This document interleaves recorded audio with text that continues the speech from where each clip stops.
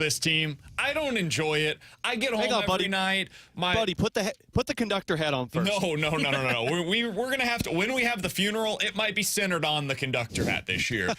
There's no sage to burn this time around. Like, there's nothing left that I think can save this team. The only thing that can save them is themselves, man. They got to dig themselves out of a hole that they have built for themselves. I don't even know what to say about them anymore. They've lost 8 of their last 12. They're at 500. They got 42 games to play. This is the first time they've been at 500 since June 20th. It's basically been 2 months at this point since they've been at this level of bad, honestly. They're playing against the Reds, dude. Like, this is supposed to be the easy series. This is supposed to be where you get yourself feeling good at a hitter's ballpark. Yeah, you're going up against a couple of really solid young starters, and Abbott, and last night Green was excellent, even though he was throwing up all over the mound. But, like, this is where you're supposed to feel good about yourself. That's mental warfare. And I don't know about you guys, but I'm not feeling good about any of this. They are breaking my will right now, and shockingly, genuinely shockingly, the only person, Alex, I would normally come to you after this, but I can't today, because the only person that is holding out hope about the 2024 St. Louis Cardinals, this is the most shocking thing that has been stated on this show in years. The one man that still has a little bit of faith is Tanner Bleepin Hendrickson. No way. T-Bone, explain yourself. Why are you not ready to give up hope just yet? Look, I'm not going to lie. They're playing some crappy baseball right now. You know, they can't hit worth a darn. They pee down their leg when there's a runner in scoring position, and their pitching's blah. But you know what? Now give me the But you have optimism? What? What I'm about to say has nothing to do with the Cardinals and everything to do about what the standings page tells me on MLB.com. There's still a chance, folks. There's still a chance. They're only 3.5 games back of the wild card currently, that third wild card spot. They're right at 500. And let me just take you back in our time machine, just about 3 years ago to this day, when there was 120 games into the 2021 Cardinal season. BK and Alex. The 2021 season, the one where they won 17 games in a row, one of the longest winning streaks in franchise history. The one where Tyler O'Neill was an MVP candidate? Yeah, look. Who's that? Who do they got on their roster? Who's your MVP? What are you talking about, T-Bone? Hey, we all believed in that 2021 team. Not at all. All three of us said this team's not good enough. But I remember in 2021 saying, I don't think they're very good. I think they missed the playoffs, but I still have to have some hope because the standings tell me that they should. T-Bone, and then they did go through that them American. An 8% chance to they make were the probably playoffs. at the same thing in 2021. That 2021 team on this date was 4 games out of a wild card spot. They were 4 games above 500, and they were a minus 21 in their run differential. The Pythagorean win-loss theorem had them at a below 500 pace. At this point and that's what they are in the Cardinals. They were at a 5% chance. Do you even know what a Pythagorean theorem is? He just agreed. Yeah, look at that. 5%. I have no idea. It's some made-up nerdy number for baseball. It's not even the Pythagorean theorem. Again, I don't, whatever. That's a geometry term. Oh, yeah, that's the one with, something squared. T-Bone, stop using words you don't know. I don't have faith that this team's a playoff team like I didn't in 2021 because they're not playing good baseball. But the standings tell me they're not out of it because the NL still sucks. Yeah, well, the standings that I look at are the strength of schedule. They just went up against one of the weakest opponents remaining on the schedule. Look back at 2021, by the way. We can do this for that season as well. The big difference between now and then, because we always talk about, the Cardinals, the second half team. You know why? You know why the Cardinals were a second half team, Alex? Because this division is terrible. It's been terrible for almost a decade. And you know what happened under the old version of the National League schedule? You could go up against the Central Division for every game starting in mid-August. Yeah, September was all against the NL Central. These were their opponents starting on August 6th in 2021, okay? Kansas City, Pittsburgh, Kansas City, Milwaukee, who was actually pretty good back in 2021. They won the division. Pittsburgh, Detroit, Pittsburgh, Cincinnati, Milwaukee, Cincinnati finished above 500. They 83 did. wins. That's like the 500. 2024 Cardinals. That's not a good team. They would celebrate above 500. Cincinnati, celebrate the 500. Mets, who were not good that year, the Padres, who were not good that year, Milwaukee again, Chicago Cubs, who were bad that year, Milwaukee, and then the Chicago Cubs again. And by the way, that last Milwaukee series meant nothing for the Brewers. So they were going in there just getting their rotation set for the postseason. Put a caveat on it and all. That schedule stunk. Now, should we go through what they're about to face this year to finish out the season? Because it ain't great, boys, and not in the way that wasn't great in 2021. Dodgers, Brewers, Twins, Padres, Yankees, Brewers, Seattle. Dude, this team's done. Well, no, they're done. No, the standings tell me they've still got the Cardinals play up and down to their competition. Do we not agree with that? The Cardinals play down to their competition. They don't play up to their competition either. They're 12 games below 500 against 500 or better teams. They are 4 games.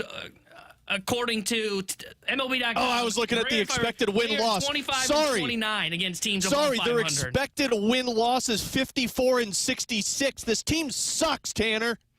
No. The standings tell me they are still in it. I'm going to hold out hope that this team, for some reason, plays up to their competition and plays down to it. They've lost to the White Sox. They've lost to the Reds, but they continue to play up against some of their competition. I am going to say today they still finish above 500, and they will still be in the playoff race by the time they get through this magnificent stretch here in the next month. Tanner, if I'm going to sit here and say and live in la-la land of the Cardinals have a chance to win the playoffs or get into the playoffs. Well, you should. You did it with the Blues in the blue season. Yeah, and they looked better than the Cardinals did at the end of the season. No, that's not true at all. They did. They had Binnington, who at least was something that could do elite. The Cardinals don't do anything elite. If I'm going to sit here and play pretend with you and say that the Cardinals have a shot to get to the playoffs, so do the damn Cincinnati Reds. They just won 3 in a row. They got a plus 48 run differential. You're minus 56. Nobody's even close to you in your run differential. You don't score runs. You can't pitch well. Your bullpen's broken. Even your defense struggles. What do you do elite that the Mets, the Braves, the Giants, and the Reds do better than you? The Cardinals. So there are 2 teams that are ineligible to be in the lottery this year. That would be the White Sox and the Oakland Athletics. So that's playing a factor here. However, if you go by that, the Cardinals are closer right now to the 8th best odds to win the lottery than they are the postseason. Never tell me They picked the odds. 9th last year in the draft. Excuse me, 7th in the draft. They are essentially closer to being what they were last year than they are to being in the postseason. That's an abomination, dude. And so, like, as I look, and the reason why I realize that this has happened to me, that I realize, like, oh, all hope has been pulled from my body, is because Jim Bowden put out his list of the top free agents for this offseason, Alex. And for me, this is generally speaking like Christmas for me. I love the offseason. I love the idea. Like, when I grew up, I was playing on Madden, I was playing NCAA, and I would do the dynasty mode, and I would be recruiting, right? I like the GM stuff as much as I like the manager or the coach stuff. I like the front office view on a lot of things, right? And so that skews my perspective on these things, and I like kind of playing along with what Mo's going to do as much as I do any individual game, the managerial decisions that Ollie's going to do. So when I see that Jim Bowden has released his updated top 50 free agents for this offseason, normally that would be a day of celebration. We'd be doing Tinder. We'd be talking about the matchmaker stuff. Like, we'd be doing all these different things about what the Cardinals could potentially do to get themselves back in the right foot next year. T-Bone, mark that down. Tinder Thursday tomorrow. You know what my reaction was when I saw this free agent list, Alex? And it was an unfair reaction. It was me projecting on Jim Bowden. Can I guess? And on me. I was in the office when he did it. Go ahead, Alex, because you weren't here when I had this reaction. I had it for T-Bone. Let me guess. Channel my inner BK here. Hold on. Well, I don't really care about this free agent class because the Cardinals aren't going to do anything in this free agent class. No, it wasn't that. My initial reaction was, this class stinks. It's a terrible free agent class. And T-Bone was like, oh, really? I thought it was a pretty good class. I was like, oh, no, it's a bunch of over 30-year-olds and a bunch of hurt guys. And he was like, isn't that free agency? And I had to do a little introspection because I realized, you know, when you get in a fight sometimes with your wife, Alex, you bring up stuff from like 6 months ago and projecting, right? You're just trying to win the argument. That's sounds like essentially you, what though. I was doing here. I was just over here projecting because it's not that the free agent class stinks. It's I know what the Cardinals are going to do. I know that they're going to drop their payroll this offseason and they're going to lose this year and they're going to end up with like 80 wins. And they're going to get into the offseason and be like, well, we didn't sell as many seats as we wanted to. Fans didn't come out the way that they used to, so we got to drop the payroll. And really, we don't have a lot of flexibility, so we can't go out there and add significant pieces. So, yeah, it's kind of going to be a similar type of a team, and we're going to hope that our internal options improve for next year. And I realized in that moment, I'm not mad at the free agent class. I'm not mad at Jim Bowden. I'm mad at the Cardinals. I'm mad that I have to watch this team every night. I'm mad that I don't see a future for this team.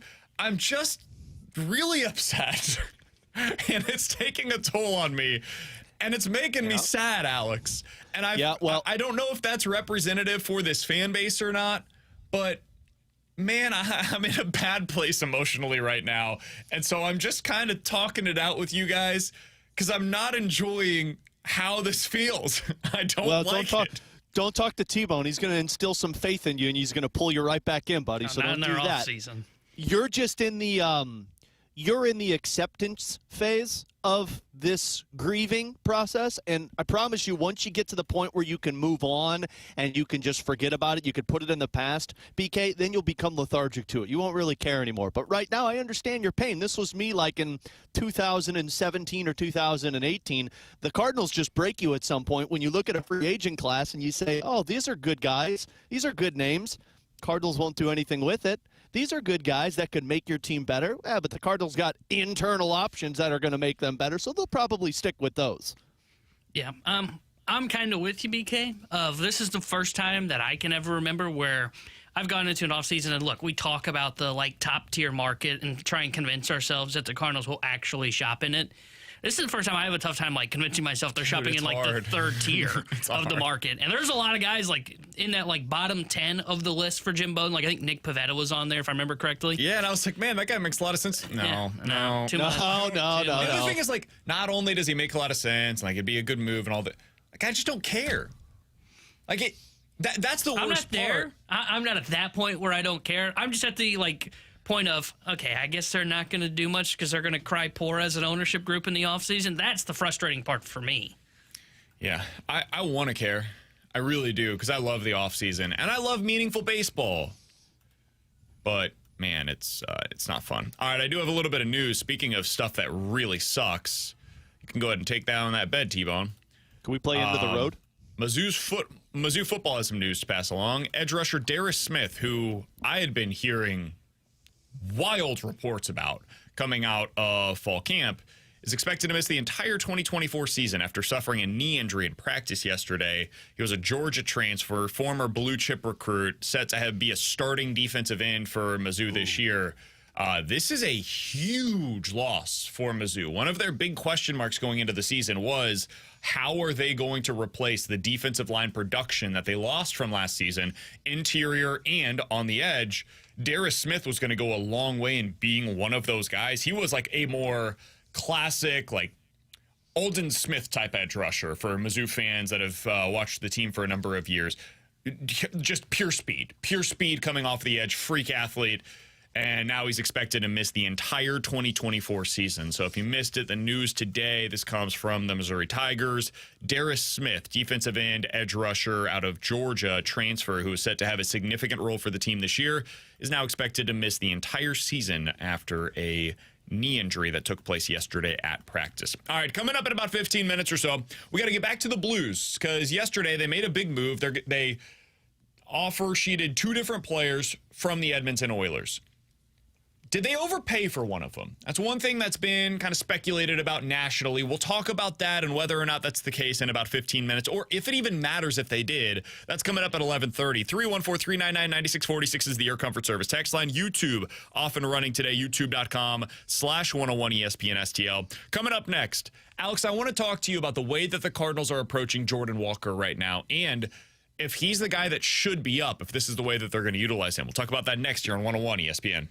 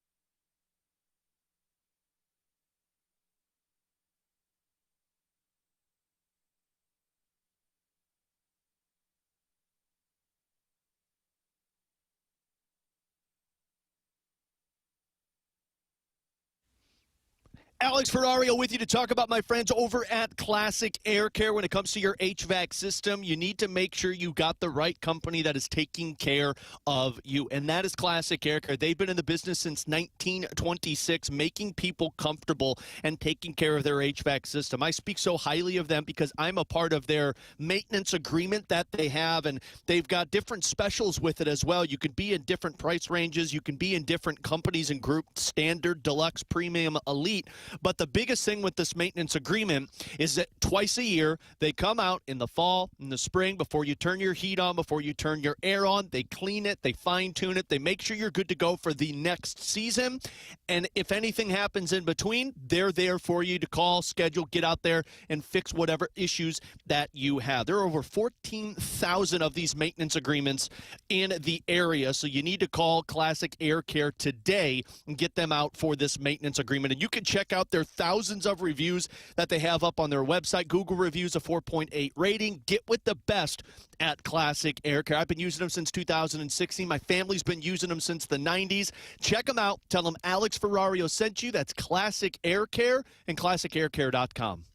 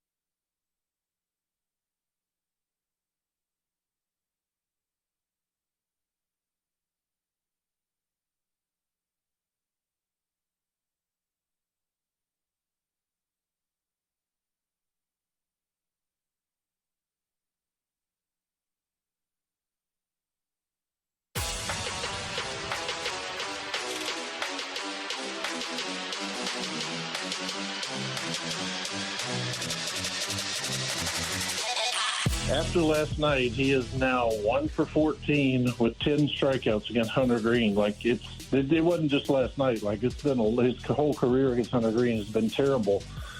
Usually Ali, leans on those matchups and keeps the guy out of the lineup. But last night he put him in there. It wasn't pretty. The first at bats were 1-2-3, 1-2-3 as far as strikes, and he was out of there. That was John Denton on with the morning show earlier today. If you missed any of their conversation with John Denton, check it out on the podcast page, 101ESPN.com, and the free 101 ESPN app is where you go to find it. It's all presented by Dobbs Tire and Auto Centers. Alex, John was talking about what the Cardinals did yesterday, which is basically platoon the matchup against Hunter Green. They went with most of their lefty bats, and that meant no Jordan Walker in the lineup. That goes along with what Katie told us on Tuesday as to how the Cardinals would utilize Jordan Walker for the remainder of this season. Their plan is essentially platoon right field. Jordan Walker is going to start against lefties. Lars Nootbaar is going to start against righties, and they're going to kind of just see how it goes from there. Maybe they'll utilize Jordan Walker more than that if he goes on a heater or if some of these lefty bats end up really struggling down the stretch. But the current plan is to platoon those spots. I hate it. I absolutely hate it. If you're going to have Jordan Walker coming up to the big league level, Alex, if he was a lefty bat, I actually wouldn't mind it. because now he's going to start 70% of the time. So essentially 2 out of every 3 games in any given series, you would see Jordan Walker getting a start. As a right-handed bat, though, he is effectively in the Dylan Carlson role from earlier this season. That is not a valuable role on a roster, not for a top prospect in your organization, not for a guy that we were told when he went down he will not return until he is ready to be an everyday player. Well, that is clearly not the case right now. And if you were going to have him go up against a right-handed pitcher, it would probably be something like last night, because Ollie, to John Denton's point, has pointed to some of these hitter versus pitcher matchup statistics recently. Most notably in a huge spot, pinch hit situation, where he ended up going with Brandon Crawford against a pitcher that he had not seen in 5 years because of 5-year-old hitter versus pitcher numbers. Well, last night, you could have gone with that if you really wanted to. I wouldn't have agreed with it, but it would have gone along with what Ollie's done recently, where Jordan Walker's 4 for 7 last season against Hunter Green. Meanwhile, Nolan Gorman entered the game 1 for 11 with 8 strikeouts against Hunter Green. He is now 1 for 14 with 10 strikeouts against Hunter Green. It hasn't gone well for him. Alex, if this is going to be the way that they utilize Jordan Walker, I think they made a massive mistake here in bringing him back up. They should have gone with one of Ivan Herrera, who is now back in the lineup at the AAA level, so they could have just waited a couple of days to make that move. Or they could have gone with the guy that everybody's been calling for now for a month, 2 months, I suppose. First baseman, big Luke Baker. Or you could have just made the 40-man move and gone with Thomas Sajaci, who plays all over the diamond. Or, one other thing, you could have waited a few days and made the move to claim a guy coming off of waivers, as the Dodgers just DFA'd Ahmed Rosario, and boom, there's your right-handed bat. They did none of those things and instead decided, you know what? Our best move here is to call up our top prospect, who's had a couple of good weeks down in AAA, which I didn't mind, and we're going to exclusively start him 1 out of every 3 games at most against left-handed pitchers. Alex, what do you make of the way that they're handling Jordan Walker right now? I hate it. And I've hated it since day one. To when he was struggling at the beginning of the season, they sent him down. And I know we argued over that. It made sense to a lot of people. It did make sense to me. It just felt like you were burying a guy who was going through a tough time to figure it out. What I hate even more about it is now you've brought up your top prospect, the guy that has pressure on him to be the face of this team moving forward, the superstar in the making, and you bring him up after having a successful run in Memphis. I know it was a short sample size, but he was successful. He gets the promotion, which gives the kid some confidence that you're back, you've earned it. You put him in a game. He has one good at-bat. He struggles a little bit, and then you just sit him again. And the role you're telling Jordan Walker after he goes down to the minors to work on stuff that you wanted him to work on is, hey, we're bringing you back, but we're only going to bring you back against lefties. We're not going to put you in there against righties. And, you know, as the season progresses, we'll figure it out.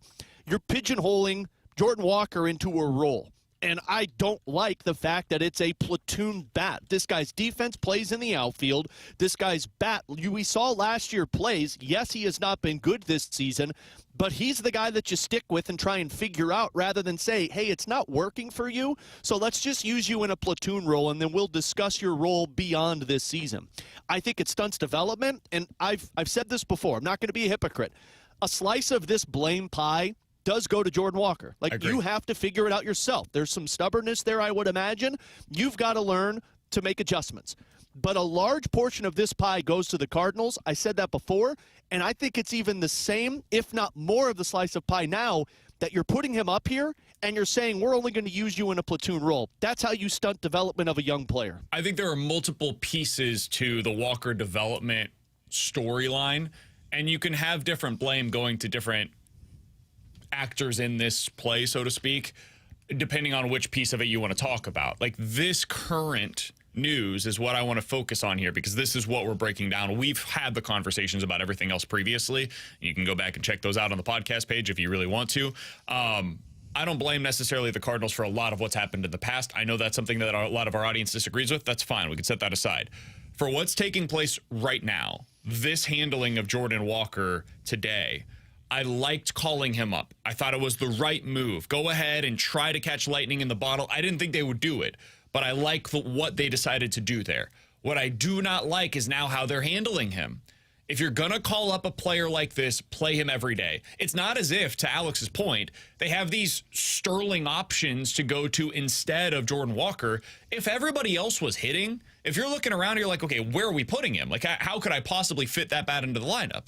Okay, sure. Yeah, I could have that conversation. That's not what is taking place right now. This offense is abysmal, guys. It's one of the 10 worst in Major League Baseball in almost every statistical category.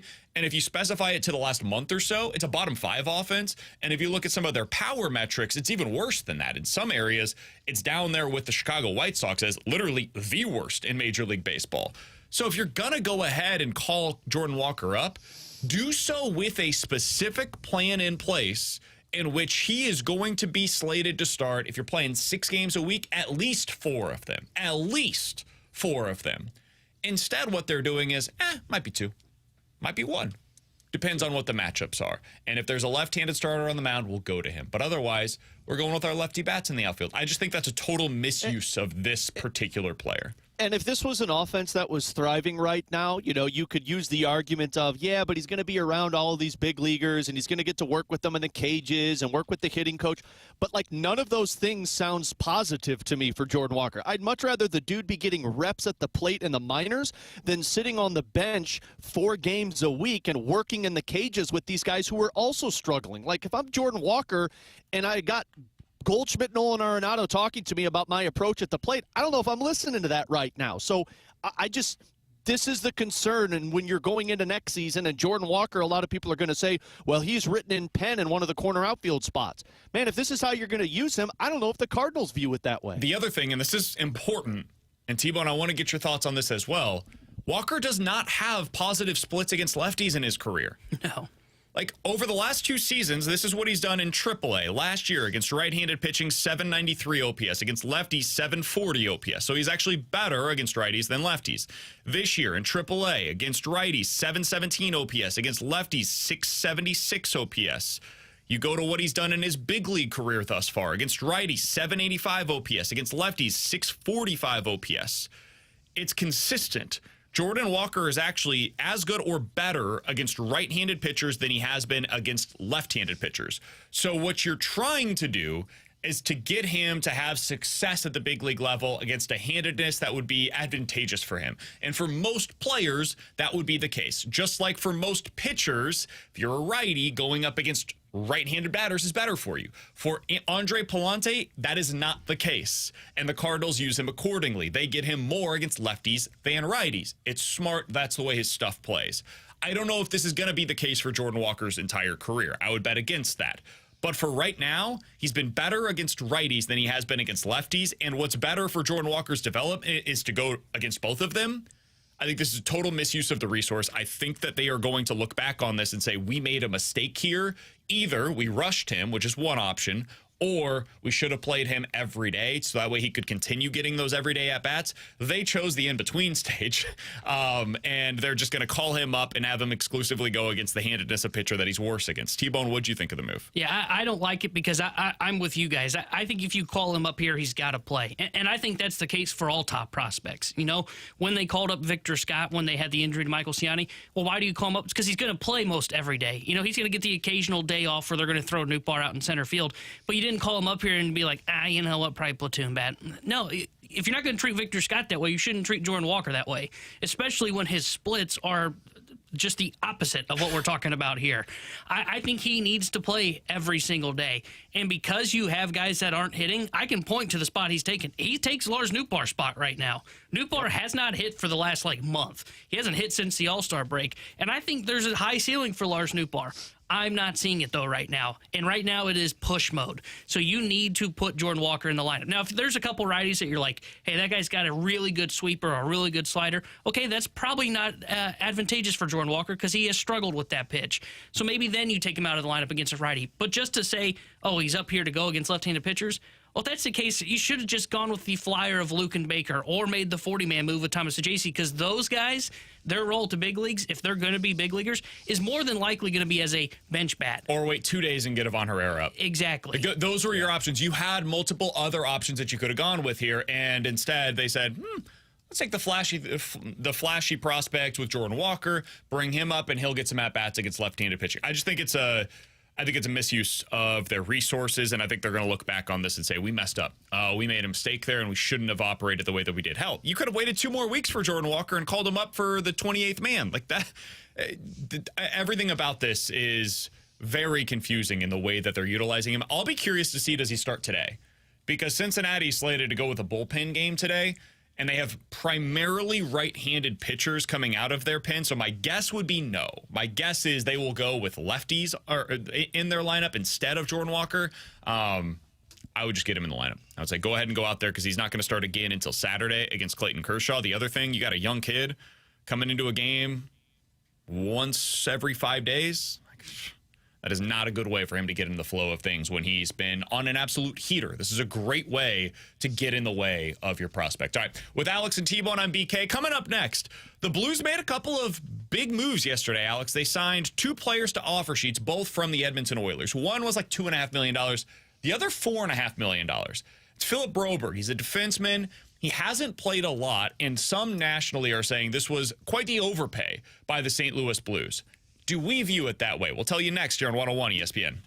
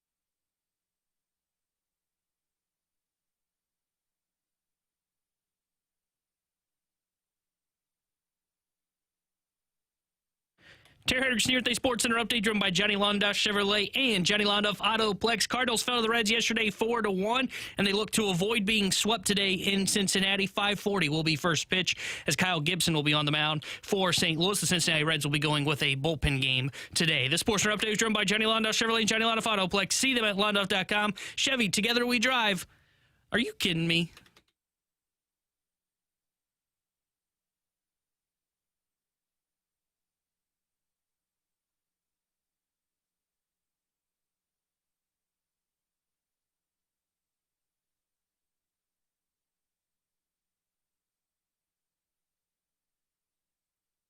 So the Blues made big news yesterday, which is rare at this point in the calendar, Alex, to make news in the NHL, but that's exactly what they did. They did something that most teams avoid, which is offer sheet a player. And not just one, but two, both from the Edmonton Oilers. One defenseman, one forward, both former top 15 picks. With Alex Ferrario and Tanner Hendrickson, I'm Brandon Kiley. Alex, when you look at what the Blues did yesterday, I think most people view the contract, 2 years, $2.5 million for Dylan Holloway, the forward, as like a pretty reasonable rate for him. In fact, that's why a lot of people think, hey, maybe Edmonton will just match that.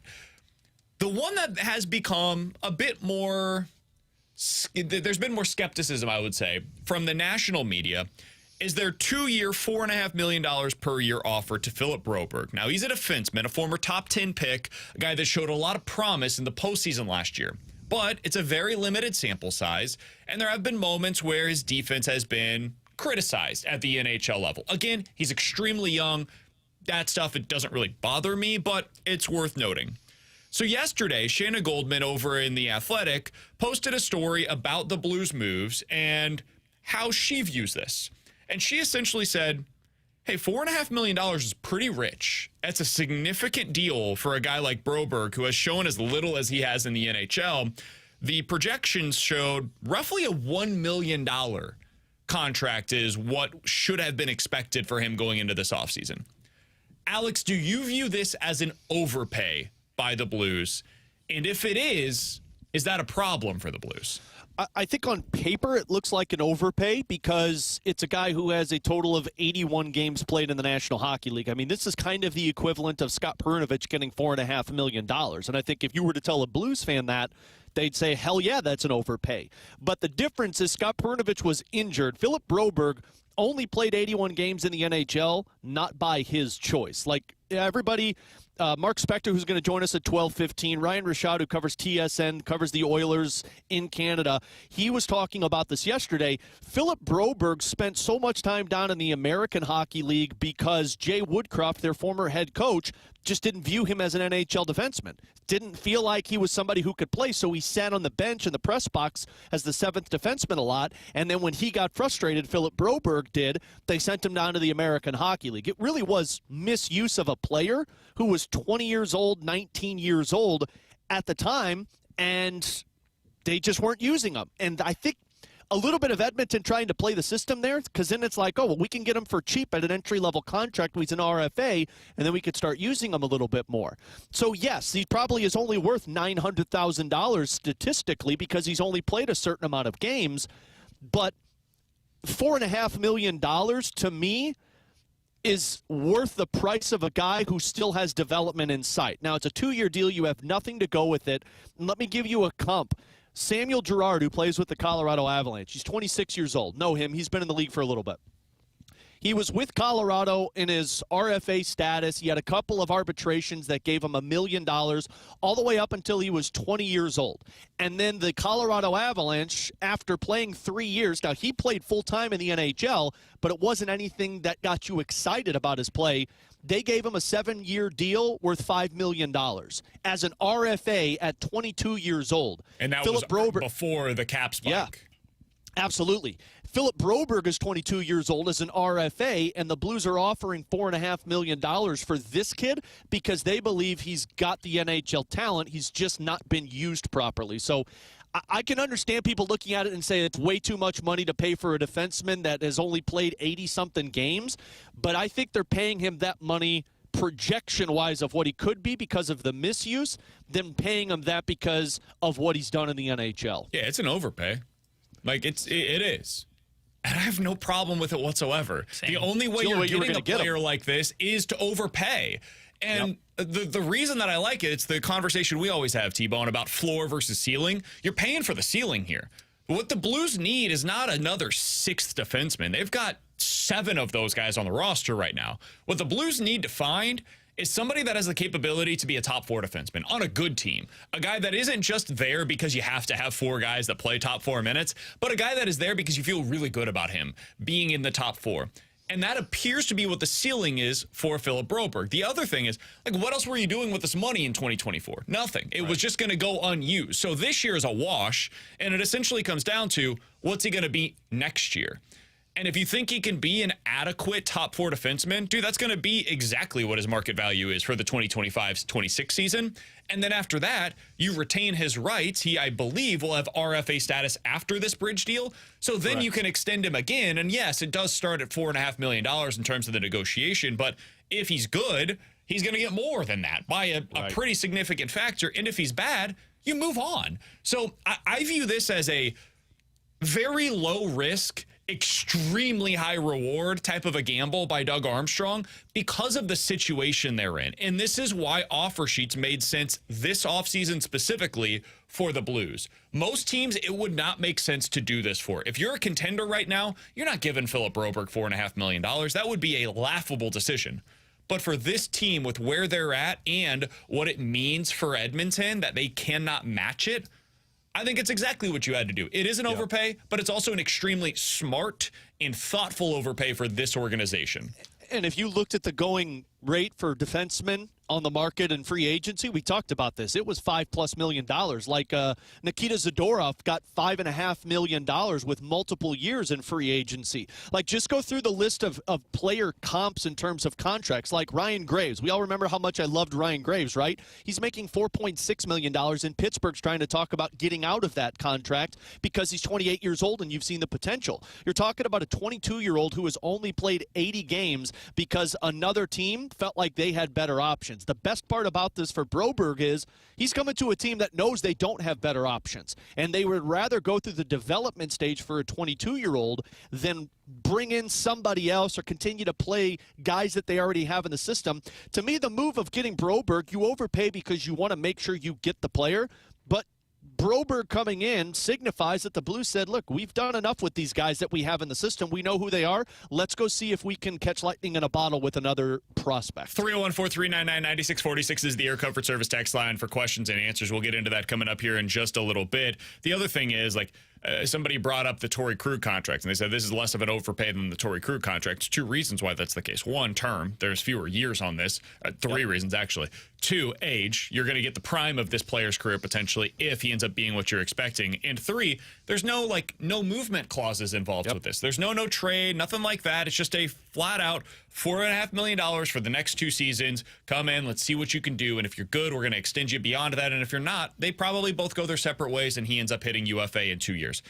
It's just a super clean move, in my opinion. T-Bone, where do you stand on this? I'm with you guys. I think it's a smart move, and I typically am the guy that would prefer to go more of the, like, hey, steady Eddie, there's no real risk in this kind of a move, rather than shooting for the ceiling, because typically shooting for the ceiling also means you probably bottom out the floor as well.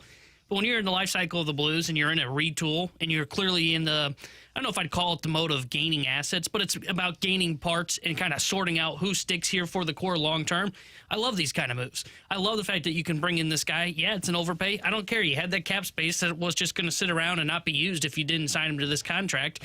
And now you've got a high upside player for 2 years. And if it doesn't work, you know what, you can get out of it. You know what, you're still probably in a retool, and you can just go for the next piece after that. I do think the overpay also shows you that that's the player that the Blues really wanted. Agreed.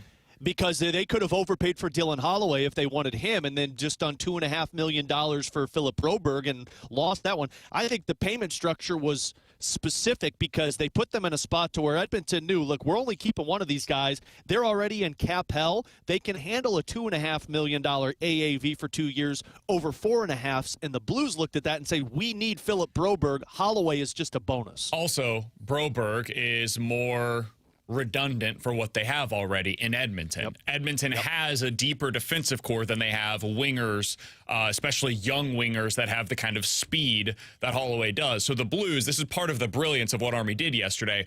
In offer sheeting both players, it forces them to make a choice. It forces Edmonton to choose one or the other. And I think Army would be fine with having either. But to your point, Alex, I think he would prefer to have the left-handed defenseman that's 22 years old, has the upside of being a top 4 guy, and fills the exact need that this team has been looking for over the past 4 seasons, basically since Alex Pietrangelo walked out the door. So super smart move, even if, yes, I do agree with the national analysis. It is probably a bit of an overpay, but that's what you have to do in this scenario. All right, coming up next, 314-399-9646, questions and answers here on 101 ESPN.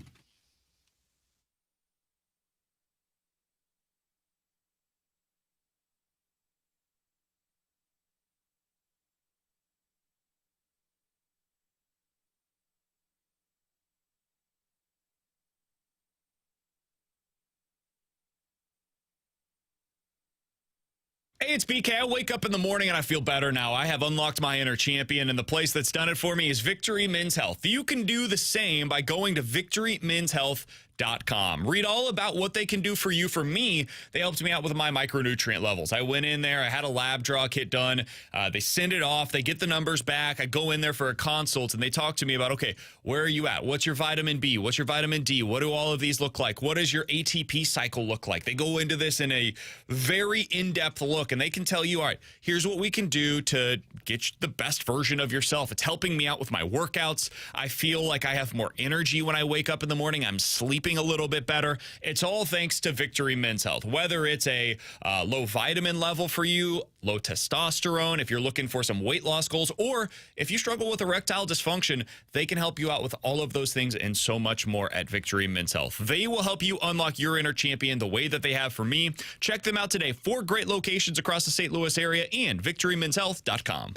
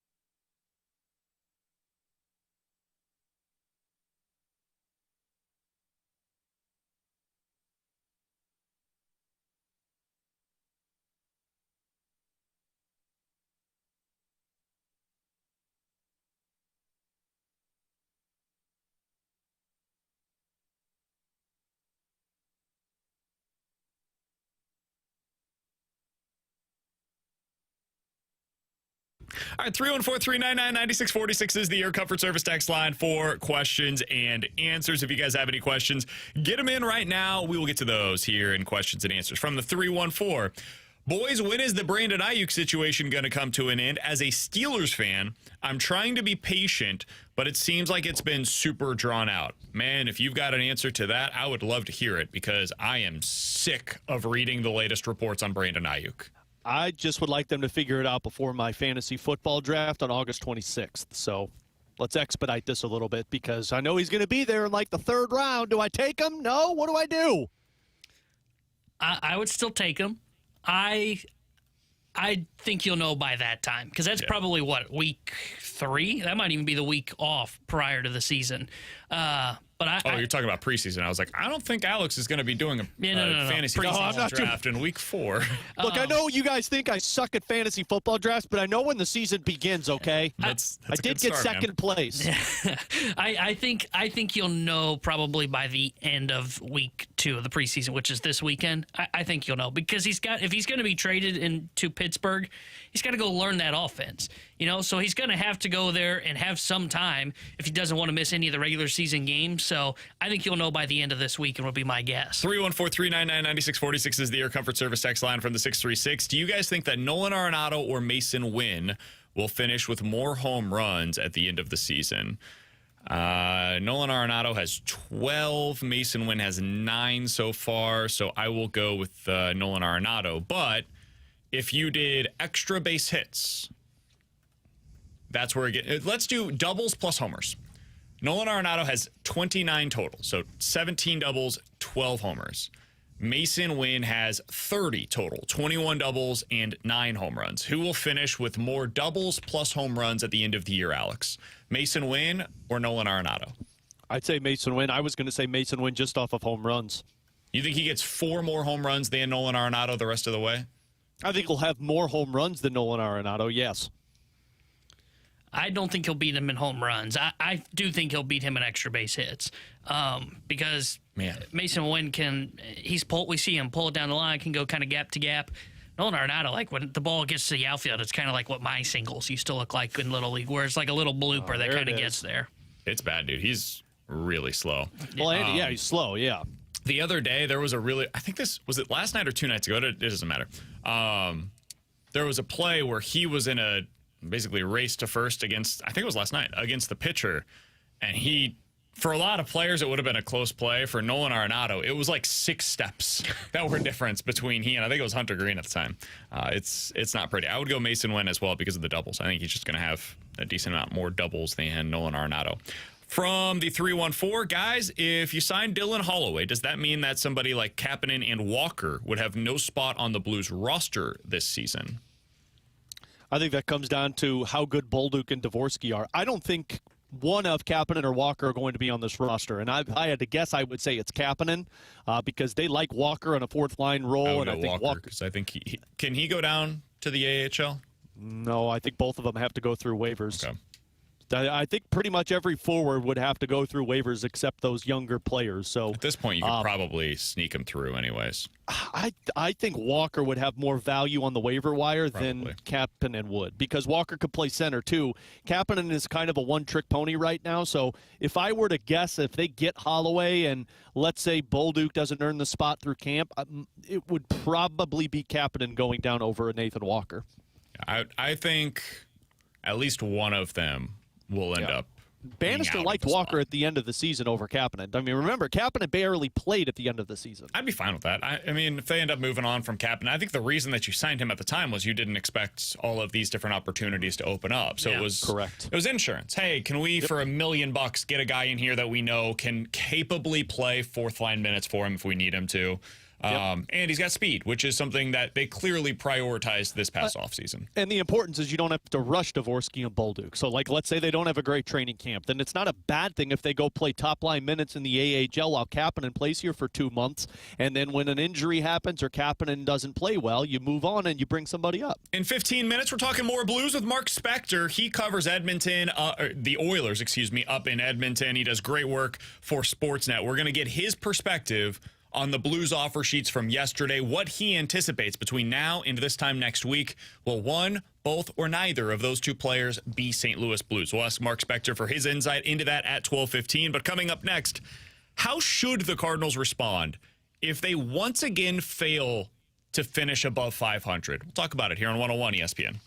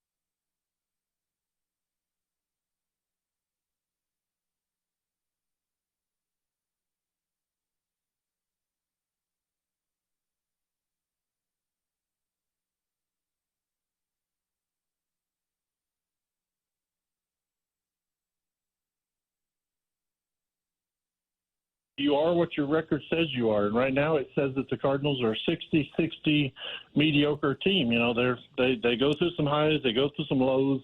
They just can't find a way to put any consistency together. So, you know, the odds are against them. The Fangraphs had them at a 10.4% chance of making the playoffs going into yesterday, so it's even worse now. So, you know, the odds are definitely stacked against them. That was John Denton on the morning show earlier today talking about what happens for the Cardinals if they don't get this thing turned around. With Alex and T-Bone on BK, we'll talk to Mark Spector about the Blues in about 10 minutes or so. Alex, this is my question for you. What do they do? How do they respond? Because right now, things are not heading in a good direction. Things are very much looking, as of today, as if this is going to be a team that once again finishes at or below 500.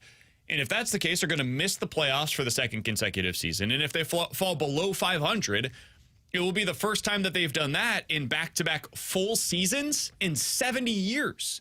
This is a proud franchise that doesn't have this kind of baseball in back-to-back seasons ever. It's unacceptable to this fan base, and you're seeing that right now with the way that the attendance has trended towards the latter portion of this season. And now that kids are back in school starting next week, I don't think that's going to get better. That's going to get worse down the stretch.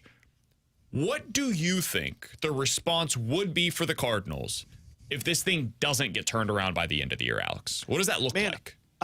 I wish because you asked, what do I think the Cardinals' response will be? And I think that's very important to understand the way that question was framed, because I don't think the Cardinals make any changes. I think the Cardinals look at it as, hey, this is progress from the year prior.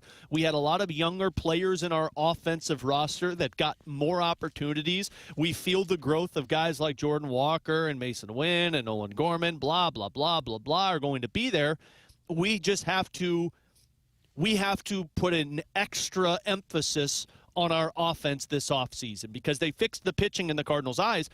I don't know if the Cardinals look at the season and say, well, we need to make sweeping changes to this organization because it's back-to-back years where we have finished under 500 and missed the playoffs. I think if this is still under a John Mozeliak regime, it's going to be, let's stick to the plan. Let's maybe try and fix our offense with a trade here and there, but let's just stick with what we're doing. Now, if you were to ask me what do I think they should do, I do think there should be sweeping changes because I do think that you need to get somebody else in charge who can manage the 40-man roster a little bit better. I do think you might need to change some management, some coaches to try and mix some things up, and there needs to be sweeping changes to the roster because you are relying on guys now for 3 straight years to be clutch for you, and I'm not sure you have a whole lot of clutch in this lineup right now, whether it's the young guys or the old guys. But I think the Cardinals are just going to stick with the plan until they move on from Mo. I think the Cardinals' plan will be by the time you get to the offseason, I think it'll be, okay, we're going to go towards a younger movement. We're going to try and get out of some of these bad contracts, looking at kind of like the Arenado deal. Maybe they try to eat some money on that and send him away to somebody. Miles Michaelis, Steven Matz, get out from some of those contracts because I do right now expect payroll to go down. But I do think there will be kind of a shuffling of the chairs on the board right now. You know, maybe you flip a Nolan Gorman for another young prospect that you think can be a guy that contributes for your offense, or maybe it's a pitcher, for example. I think they will kind of flip this lineup around a little bit because they can't come back. Even if you got rid of Paul Goldschmidt, who walks in free agency, and you trade Arenado, well, this offense, as we've seen, isn't good enough, and it's not just on those two guys. So I think you'll see a little bit of shuffling of the pieces. I don't think you will see them change anything from an upper management perspective, and I honestly don't necessarily mind that. I think what you see is they will name whoever the future Pobo is, whether that's Chaim Bloom, Michael Gersh, or somebody externally from the organization. And then when you do this kind of, I'm going to put it in air quotes, fire sale of getting rid of some of these bad contracts, I don't want the new Pobo, his first move, to be that, because it sours the fan base on that president of baseball operations right off the top. And I think that dooms a Pobo or a GM from the get-go. I think you have Mo in like his final year, his final hurrah. He has to be the guy that has to eat that. He has to be the guy that says, I'm the one that traded those guys away. Give this new Pobo a fresh start when he takes over, whether it be midseason or the following season in 2026. I don't think this is going to be an offseason where the front office or the manager changes. I think this is going to be the offseason where the roster changes. I think this year they tried to piecemeal this thing together. And they were like, all right, let's see if we can cobble together stability. And if we can stabilize this thing and we can get back to like 86, 88 wins, get into the playoffs, then we can kind of continue to grow from there, right? It'll show that there is reason for optimism for now and for the future. What I think you see this offseason is the following. Miles Michaelis, $18 million. Steven Matz, $12.5 million. Gibson and Lance Lynn, team options. Sonny Gray, 2 years, $60 million remaining on his contract. Eric Fetty, $7.5 million for 1 year remaining. Keenan Middleton, team option. Ryan Helsley, final year of arbitration. All of those guys made available. Either they're coming back and getting traded, or like Gibson and Lynn maybe decide to not pick up those team options. Keenan Middleton, team option? Maybe not. Eric Fetty, $7.5 million. I bet you that has some significant value around Major League Baseball. The Cardinals will probably get more for Eric Fetty than the White Sox did. What? For that contract and that specific pitcher this offseason, that is very team-friendly. Every team in Major League Baseball would be interested in a pitcher like that at that kind of salary. So I think this is the year, and it's not going to be popular, but where the Cardinals take their medicine and say, we're cleaning our books. We're going to get this stuff figured out to where, hey, moving forward, we can, whoever the next president of baseball operations will essentially be operating from a clean slate. I didn't mention Nolan Arenado. That might be another player that you throw into this page where it's, hey, is there anybody that would be a taker for him? How much of that can we get off of our books? They might go into next year, and this is not based on reporting. This is just speculation by me. Maybe you go into next year, instead of being at $175 million, closer to like $125 million in your payroll.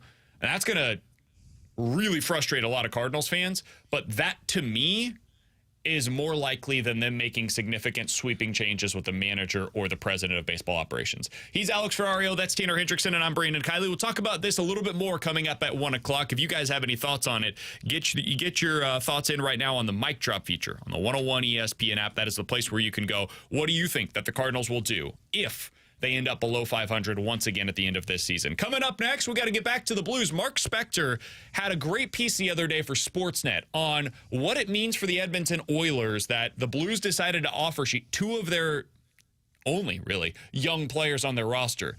He'll give us the Edmonton perspective on what happened yesterday for the Blues, coming up next here on 101 ESPN.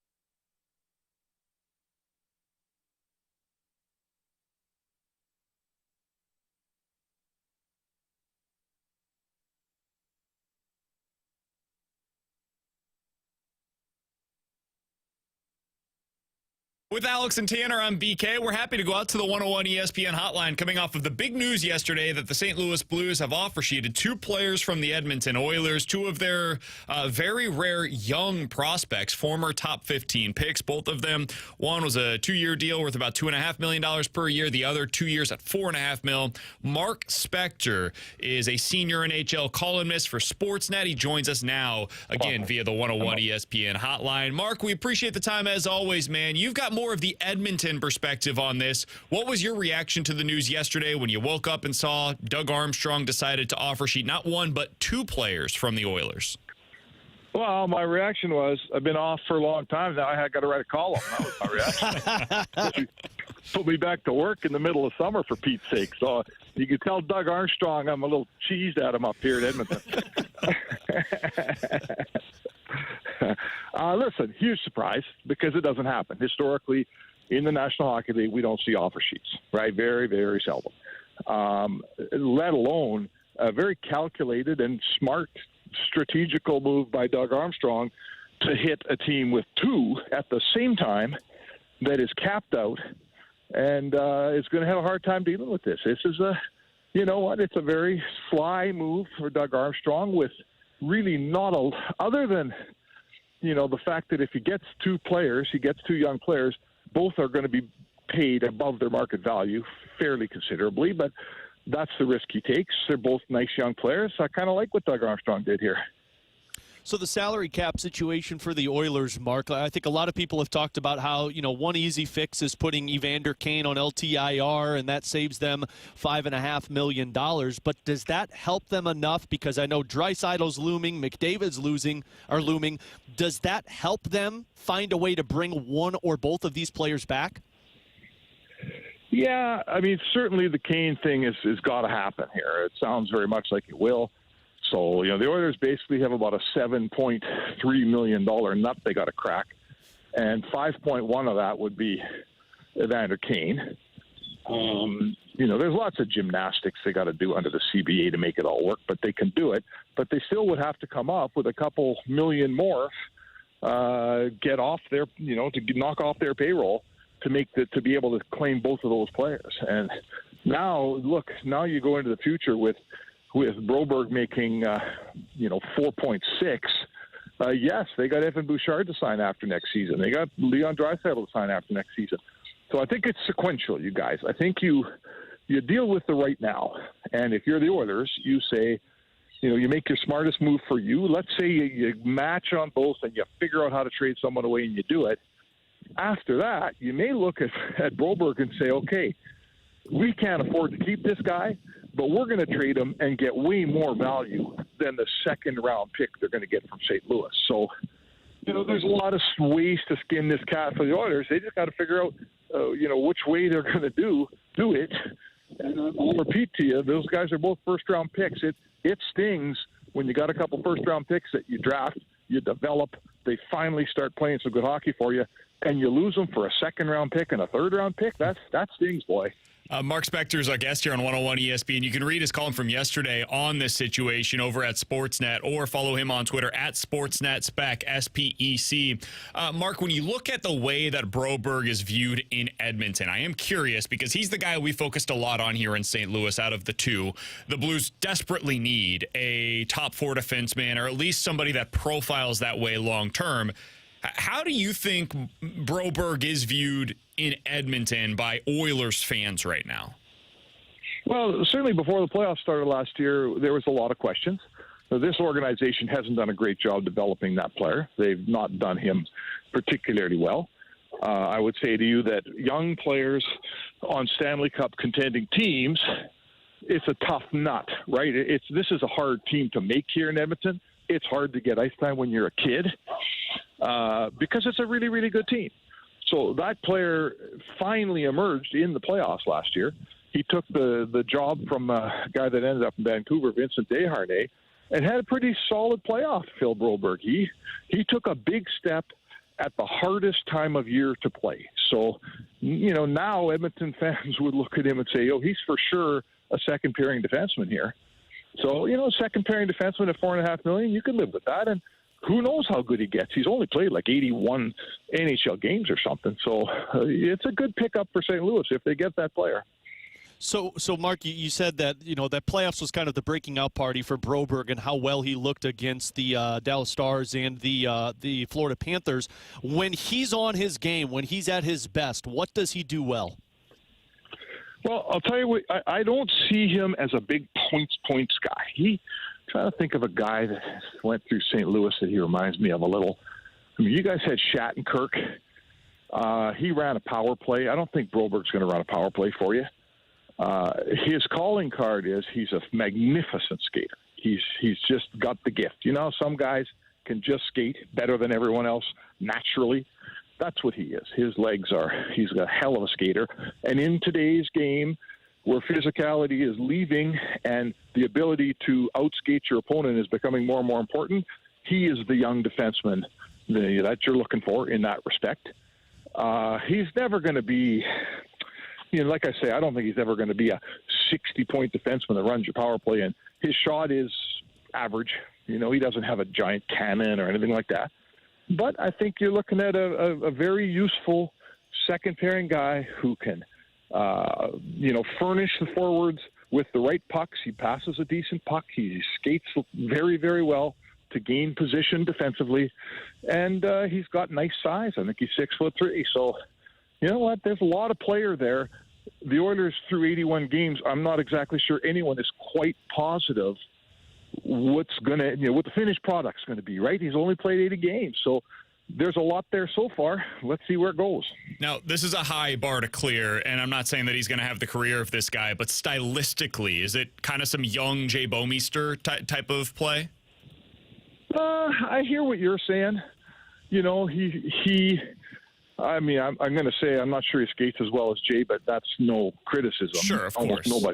Almost nobody skates as well as Jay Bouwmeester used to be. But I hear what you're saying. Jay was an excellent skater with good size, who wasn't overly physical, and didn't have a great shot, but really got the job done defensively. Yeah, I think you're right. It's a high bar, but I hear what you're saying on that comparison. And it's one of those things where travel that path. Players are kind of on a spectrum, right? Where it's like, okay, stylistically, what kind of bucket do they fall into? And I think maybe that at least gives fans an idea of, hey, if he reaches whatever his potential becomes, maybe he could be like 60% of what is potentially a future Hall of Famer in Jay Bouwmeester. Yeah, right. I mean, didn't Jay play like 1,300 games or something? Yeah. You make the point perfectly. There are some similarities there. It's a lot to ask a young player to turn into Jay Bouwmeester, but I hear the path you're going down. I don't mind that. So, Mark, what about Dylan Holloway? And this is one that we saw also kind of have a breakout in the postseason, but I've heard that he could project to be a guy who could play in your second or third line. Yeah, he would characterize as a middle six winger at this stage in his career. He is not a top line winger at this point. Maybe he'll be one day. Frankly, today, as we speak on this conversation, he's a third line left winger. Does that not mean he can jump up and be a second line left winger? Sure, absolutely one day. There's another guy. He hadn't played many games, and he's been buried here on a team where the left wingers have names like, Ryan Nugent-Hopkins, Evander Kane, Matthias Janmark's a veteran guy. Henrique played a lot of left wing. Zach Hyman can play either wing. He hasn't had a ton of opportunity here because it's, again, a very good team. But I think what St. Louis would get today is a third-line left winger that is trending towards probably one day being able to be a fairly steady second-line left winger, sure. Mark, I know this can be a difficult thing to do because I'm going to ask you to speculate, and I want to say that on the front end instead of the reporting side of things. But if you had to guess today, what do you think is the most likely scenario here with Holloway and Broberg? Is it most likely that neither of them are Blues this time next week, one of them is a Blue this time next week, or both are Blues this time next week? Well, I'm probably going to say one of them. I think Doug Armstrong's made a smart play. I'm here to tell you the player, if he could pick just one, he'd take Broberg every day. Everyone wants the young defenseman over the young winger. They're harder to find. And that is exactly why the Edmonton Oilers will probably, if they can get out of this thing hanging on to Broberg and losing Holloway, they won't like it. But I think they'll consider themselves, okay with it as opposed to the alternative. So I think the Oilers are going to do their very best to hang on to Broberg, and then we'll figure it out. If Holloway becomes the guy you lose in this transaction, I think Doug Armstrong and the Blues should be happy. He's a good young player, and the Oilers will say, at least we kept the young defenseman. That's how I see it unfolding. That's kind of what we've speculated about as well. Hey, Mark, thanks so much for hopping on with us today, man. Big news in the NHL is not something you typically expect in the middle of August, but Doug Armstrong is a different kind of GM, so we appreciate the time as always. We'll certainly be paying attention over on Sportsnet for whatever the latest is that comes out of this saga. All right, boys, you got my number. Thanks a lot. Thanks, Mark. That's Mark Spector. Appreciate his time as always. Senior NHL columnist for Sportsnet in Canada. He can also be followed on Twitter at SportsNetSpec. Alex, what was your biggest takeaway from our conversation about the two players that could be potentially coming over from Edmonton? You know, I think Mark's right in terms of you're going to get one of them. I believe Holloway's going to keep. Edmonton's going to keep Holloway, and the Blues will get Broberg because of that $4.5 million for 2 years. Like, I know Mark said that it's sequential and you worry about this year and then move on. But here's the thing. If they match the offer for Broberg, they can't trade him for a year. And so you're trading him next year, right. And let's say he doesn't perform well. Well, now you're not going to get the same thing compared to a second-round pick. And I have a sneaky suspicion that if I'm Stan Bowman with that team that knows the depth is not great, a second and third round pick next year from the Blues, who might be in the top 15, is very beneficial. But here's the other thing, because I know that if Broberg gets matched by the Oilers and the Blues get Holloway, there might be some disappointment from Blues fans. Like this from the 314, if they match Broberg, this is a big nothing burger? See, I don't agree with that, because if you get Holloway, this is what it does. Like Mark just told you, you got a middle six forward who's got the potential to play second-line wing for you. You've got a ton of dudes who are middle six forwards on this roster right now. Jimmy Snuggerud, Bolduc, you'd have Holloway, you enter Dvorsky, you've got Stenberg, Neighbors. Like, you've got a lot of those guys. And you know what that does for the Blues? It adds a weapon to go out and trade to get another young defenseman that becomes available. Let's say Shea Theodore can't get, or not Shea Theodore, my dude Nicholas Hague from the Vegas Golden Knights gets traded as a cap casualty. You have more weapons to trade to get that young defenseman if you get Holloway. If you get one of these guys, it is massively beneficial for the Blues for the now and for the future.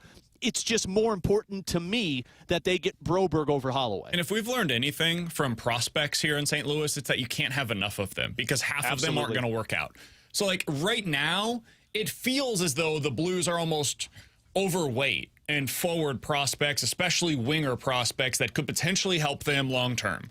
But think about all of the forward prospects that we've talked about over the last 15 years that ended up being terrible or did very little to help the Blues in their respective careers. And that's no shot against any of them. It's just the reality, right? Like, very rarely do you, if you have 10 prospects, have all 10 of them become productive players in the role that you hoped that they would be in. More often than not, like 4 of them become really solid contributors in a meaningful way. 3 of them never really contribute at the NHL level. And then the other 3 maybe were like, they were okay. Maybe they ended up being fourth liners, or they were in and out of the lineup. And when they got opportunities, there were times where it looked good and other times where not so much. And then eventually they became like trade chips or whatever. That's probably what's going to happen here. Where is Jimmy Snuggerud going to be the one that hits? I have no idea. So far, Jake Neighbors has been that guy. Maybe last year was an aberration and he settles in more as a 15 to 20 goal scorer. That's possible. What they're doing here, if they end up with Holloway, the reason why I say that is because they're giving themselves another out. And this is what I really like about the way that Doug Armstrong has been operating is he keeps taking chances, man. He took a chance on Jakub Vrana. It didn't work. He took a chance on Kapanen. It didn't work. We'll try it again, though. He's taking a chance right now on Matthew Joseph. We'll see if it works. He's taking a chance here on Holloway. If you keep trying to take as many chances as you can, eventually one of them's going to stick. And when they do, man, that is the payoff on that is so great. It greatly exceeds a third-round pick and a $2.5 million salary, for example. Well, just look at the young core that you have in place. You just mentioned all those prospects. You mentioned Matthew Joseph. Don't overlook, too, the guy that they got from Columbus in Texier. This is another guy that's 23 years old that was viewed as a top 6 forward, but then fell out of grace with the Columbus Blue Jackets. You've got a lot of forwards, but Doug talks about it all the time. When you have a lot of something and there's too many for you to use, guess what other teams want? More of those forwards that you can't use, and you can get that defenseman. So am I saying that that's the best case scenario? No, best case scenario is you get both of these guys. That's a huge upgrade for the Blues. I want Broberg more than Holloway. But if you get Holloway and don't get Broberg, you still have a chance to upgrade your defense in the future because you've put so many forwards in your system that have upside. Yeah, Broberg's the ideal scenario here. That's I think everybody should, 1, Broberg, 2, Holloway. The nice thing here is you've got multiple outs with this as well. And if they had not offer sheeted both players, the overwhelming likelihood is whichever one they had offer sheeted, Edmonton just would have matched, and then they could have lowballed the other and paid him $1 million and gotten under the cap by just going out and making the LTIR move with Evander Kane. And boom, now you have no way to be able to get either of them. So that's the brilliance of this move, is doing it for both. Having both offer sheets out there right now simultaneously forces their hand to potentially have to choose one over the other. The one area that I do disagree with Mark is I have a sneaky suspicion that the Blues get both of these guys. I think if you're Edmonton, you have to win the Cup. This year, you have to win the Cup to keep Draisaitl, to keep McDavid engaged. I don't think they're going to worry about $2.5 million for a Holloway, $4.5 million for a Philip Broberg. Sure, the development might suck when they go elsewhere. They've got a roster that can win now, and neither of those players help them win the Cup this year more than the roster they already have in place. Last thing on this. You know what I love most about this move, Alex, is the timing of it. Absolutely. And the reason why is because Army waited and waited and waited and waited, and it was possible that was going to come back to bite him. But the reason why you do that is because other teams around the NHL have already utilized almost all of their cap space. So, bingo. A, you boxed in Edmonton because they went out on July 1st and made a bunch of moves.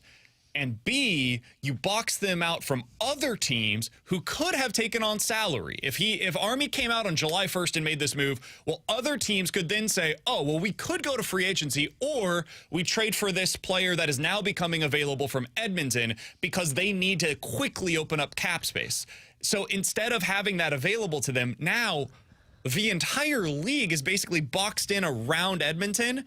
So they utilize all of that leverage, and it becomes increasingly difficult for Edmonton to find a suitor for some of the other players if they wanted to keep both of these players. It's a really brilliant move by Army, man. I mean, it's devious as hell, and he screwed over Stefan in a massive way. But it's a lot of fun, and it's smart. Here's the other thing, too, and I'd have to double-check this. If I'm not mistaken, Broberg would have to go through waivers if they tried to put him in the AHL. Because of the amount of games he's played, and if he gets that contract, and I'm not sure the contract terms of it, but I believe he would have to go through waivers. Oh, they can't give him this contract and then put him through waivers, yeah. No, that's what I'm saying, Edmonton. So, they have to keep $4.5 million on their roster. Correct. So, if they do this, there's no more going down to the minors, which I also believe plays into this if you're Edmonton. He's Alex Ferrario, that's Tanner Hendrickson, and I'm Brandon Kiley. Thought that was a really good and insightful conversation with Mark Spector. He said straight up, Jay Bouwmeester, that is who Philip Broberg projects to be long-term. Hall of Famer and everything. Just 1,000 games in his NHL career. Big skater, one of the best in the NHL. Broberg, I think I heard this correctly. 1-for-1 comparison with Jay Bouwmeester, according to Mark Spector of Sportsnet. That means you got your pairing back. Stanley Cup pairing, Parayko and Bouwmeester. So be sure to find that podcast page, 101ESPN.com. Free 101 ESPN app is where you go to find it. It's all presented by Dobbs Tire and Auto Centers. Coming up next, let's get into a game of more likely to happen. You give us two scenarios. We'll tell you which one's more likely here on BK and Ferrario.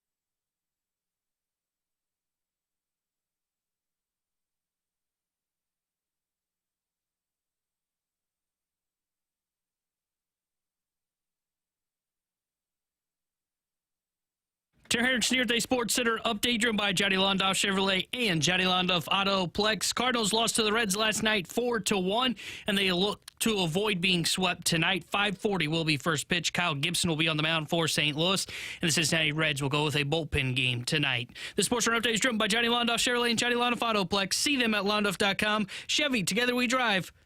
Are you kidding me?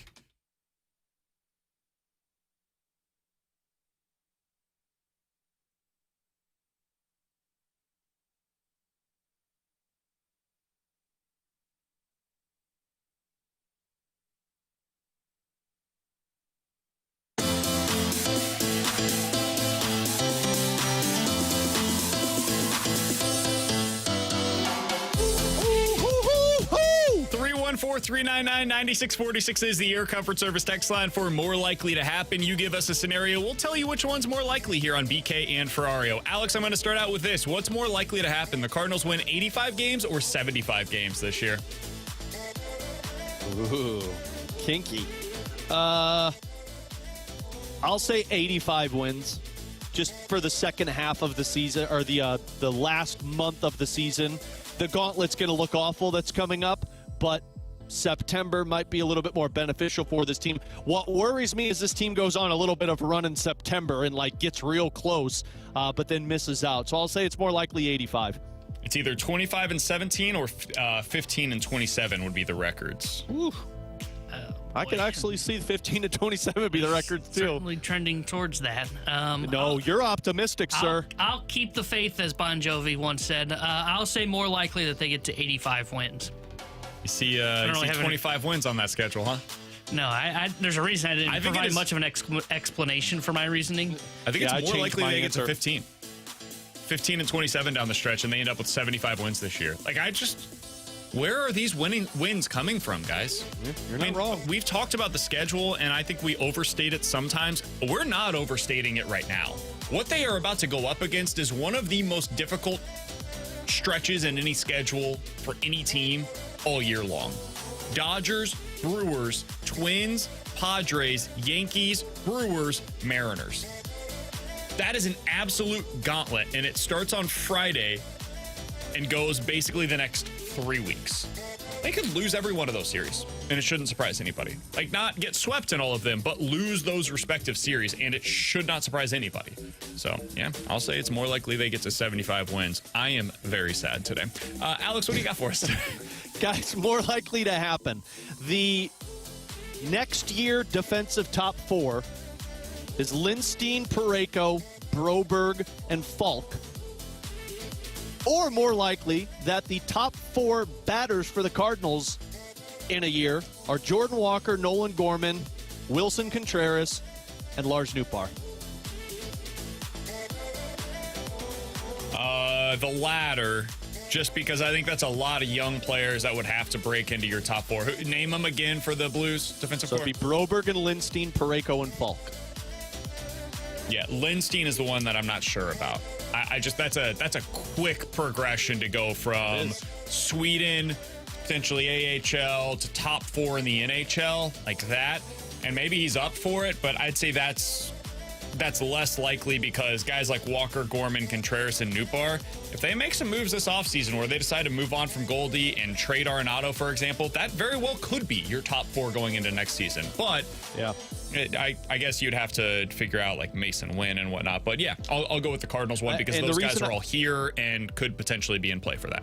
The reason I said that Cardinals one is I'm just not sure if Gorman and Nootbaar are going to be a part of that group. That's kind of why I almost lean towards the Blues, but then I could see where the Cardinals run it back more likely with those four kids than it is that Lindstein gets here. He's the one guy that kind of throws a wrench in that for me. So I'll say more likely that you see those four batters for the Cardinals in their top four. T-Bone? Guys, more likely to be the Cardinals starting center fielder next year. Oh, God. Michael Ciani or Victor Scott? Victor Scott. Victor Scott. I think you're seeing something from him, dude. He looks different since he's been back up. I haven't looked at the numbers specifically since his return, but just eye testing it, he looks so much more comfortable at the plate. And he hasn't really missed any plays that I've noticed. I haven't seen as many bad routes potentially to balls as we did the first time around. It's obviously a small sample size in terms of the plays that he's been able to make in center field, but I think he looks good. His slash line real quick, and it's small sample size, so it can get skewed one way or the other pretty easily. 7 games started, he is hitting 200, 200 on base, 400 slugs, 600 OPS. 10 almost strikeouts like when you and play 25 at-bats. So, I mean, the strikeout rate is something that you would like to see come down a little bit, but when he's making contact, I think he's doing more damage than he did previously. It's almost like when you play a young player after he's been in Memphis for a long time, that he shows some growth in the major leagues rather than just sit him on the bench every other day. I would say more likely Michael Ciani still. I think he still has something to prove. I don't think you're just going to hand him I wonder the if job. they trade Ciani this offseason. I was just saying, name your Tampa Bay Ray reliever you can get for him, because I think he'll have some value. I think it's more likely, though, you'll see Ciani at least start the season as the starting center fielder, because I'm not sure Victor Scott's still ready. I could see Ciani being this offseason what Palacios was last offseason, and you ended up getting a good reliever out of that. Kittredge was the guy that you got in return. It worked out. But I actually wonder if they trade Nootbaar and keep Ciani as the 4th outfielder. Could see that too. Because Burleson's emergent, you could play him as a outfielder for you, and you know you're going to, even if you put Ciani in a corner and Scott at center field, you got defense galore. Well, Burley's going to be at first, so I don't expect to see him Yeah, you're right. in the outfield. So Donovan, but unless Corbin gets traded, because Donovan might be at second until Weatherholt's ready. Sure. What you counting over there?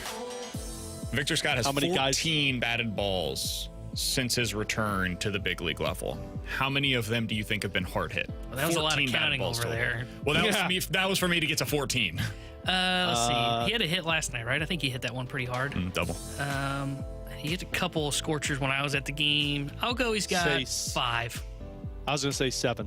8 hard hit balls since his return out of the 14 that he's made contact with. That's the kind of contact he wasn't making earlier in the season. So that's something that is super encouraging for a guy like Victor Scott. All right, 314-399-9646 is the Air Comfort Service text line for more likely to happen. Guys, more likely to have more wins this year, Illini football or Ferrario's fantasy football team? Oh, Illini football. Not even close. Second place last year, nerds. Actually, fantasy football team. Illinois is winning 4, maybe. Whoa, they're a 6-7 win team. They're a 5-1 team. Relax. Maybe you could push it. I'll say 4. I could see where Ferrario has a bad draft. I'll say more Shot likely it. Illinois. Now, if this was like Illinois versus BK's fantasy team, wouldn't even be close. It would be His is Illinois. worse than mine. I know.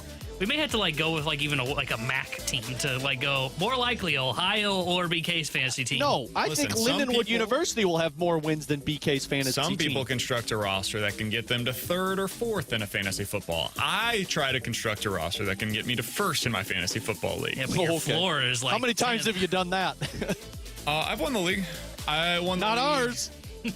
I won the league when Stalter was still the manager. 2019, I won our fantasy That was football. pre-T-Bone.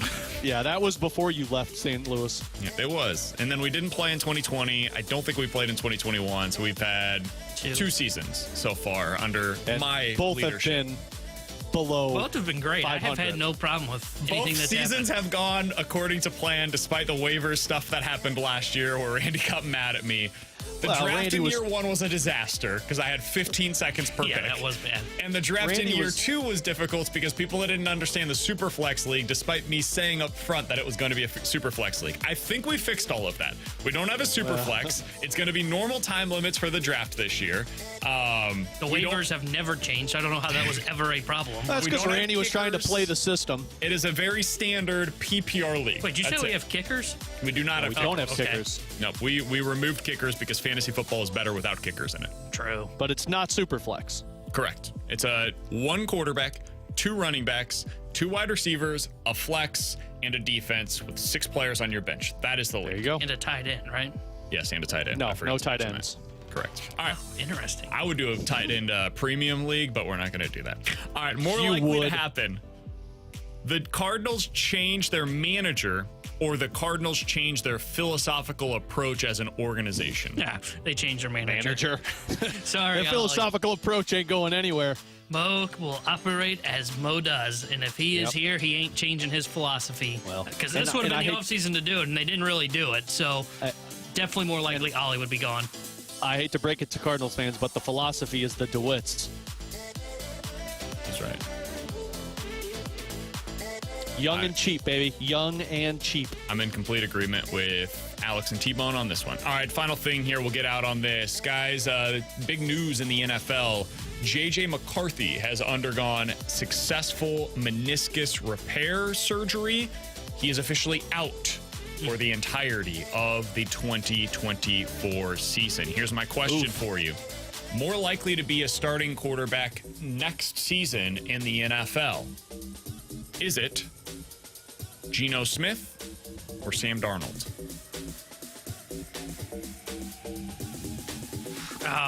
I'll go Geno I'll say Smith. Geno Smith. Yeah, I'm with you. Sam Darnold's had his opportunities, in each opportunity, though his situation hasn't been great, he's not performed well either. So I'll say Geno Smith. And he's had those opportunities on multiple teams. I will say it is Geno as well. I wouldn't underestimate what Sam can do, though, with the Vikings. And I'm not saying he's going to be great. I think Sam Darnold could be this year for the Vikings what Baker Mayfield was last year for the Bucs. I could see something like that. Now, he's not going to stay with the Vikings because they have J.J. McCarthy, and McCarthy's going to be the starter, I would assume, this time next year. But can he be somebody that if the Giants go into next year without a clear plan at the position, could they sign Sam Darnold? I could see something like that. So, I think they'll be drafting in the top 5 because that team is going to be bad with Sam Darnold. the Vikings? Yeah. Yep. Oh, really? Interesting. I'm kind of with him. I don't think Sam Darnold can be Baker Mayfield. He's Alex, that's T-Bone, I'm BK. Coming up in about 10 minutes or so, how are we evaluating Ollie Marmol's performance down the stretch this season? We'll get into that at 1 o'clock. The junk drawer, though, coming up next.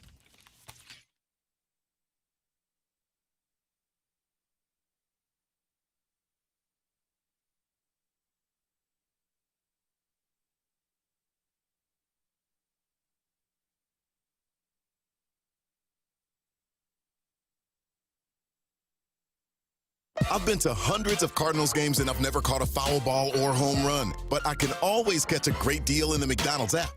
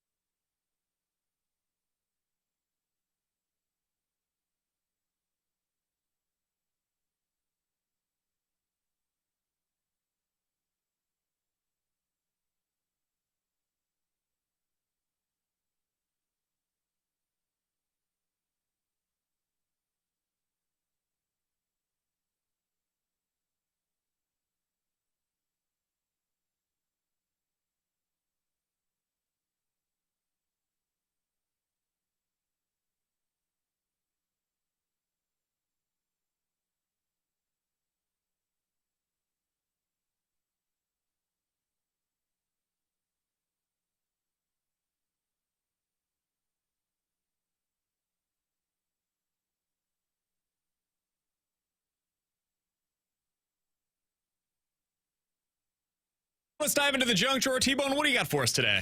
All right, guys, there have been 55 movies all time to cross over the $1 billion in terms of gross revenue that they've brought in at the movie theaters. Okay. How many do you guys think have done that, crossed over $1 billion at the worldwide box office since the pandemic, which was thought maybe could be the death of movie theaters? So 2021 up until today. Out of 55 of them? There's been 55 all time. How many do you think have grossed over $1 billion since the end of the pandemic? Damn, this is going to be tough. Since the pandemic. Well, I think you're bringing this up because Deadpool just did it, correct? Deadpool just did it. Deadpool I was Wolverine. wondering how many Marvel movies have come out since the Yeah, pandemic. but see, that's because I was thinking like Avengers Endgame would have done it, but that was pre-pandemic. I don't think there's been a lot of Avengers movies that have come out since the pandemic. Guardians? No. No, that didn't do it. A Chris Pratt movie was on here, though. That did it. Jurassic Park? Jurassic World. Yeah, Jurassic World. Domino, I think, is the one it is. So that's one that's crossed over $1 billion. I'm going to say, because I think Inside Out 2 did this also. I would say like Out 2 did it. 5? Yeah, I was going to think since the somewhere between pandemic? 5 and 10. Average of one a year? There's 8 that have done 8? it, and you guys have named 3 of them. Inside Out 2, Deadpool and Wolverine, and then that Jurassic World Domino, I think is what it's called.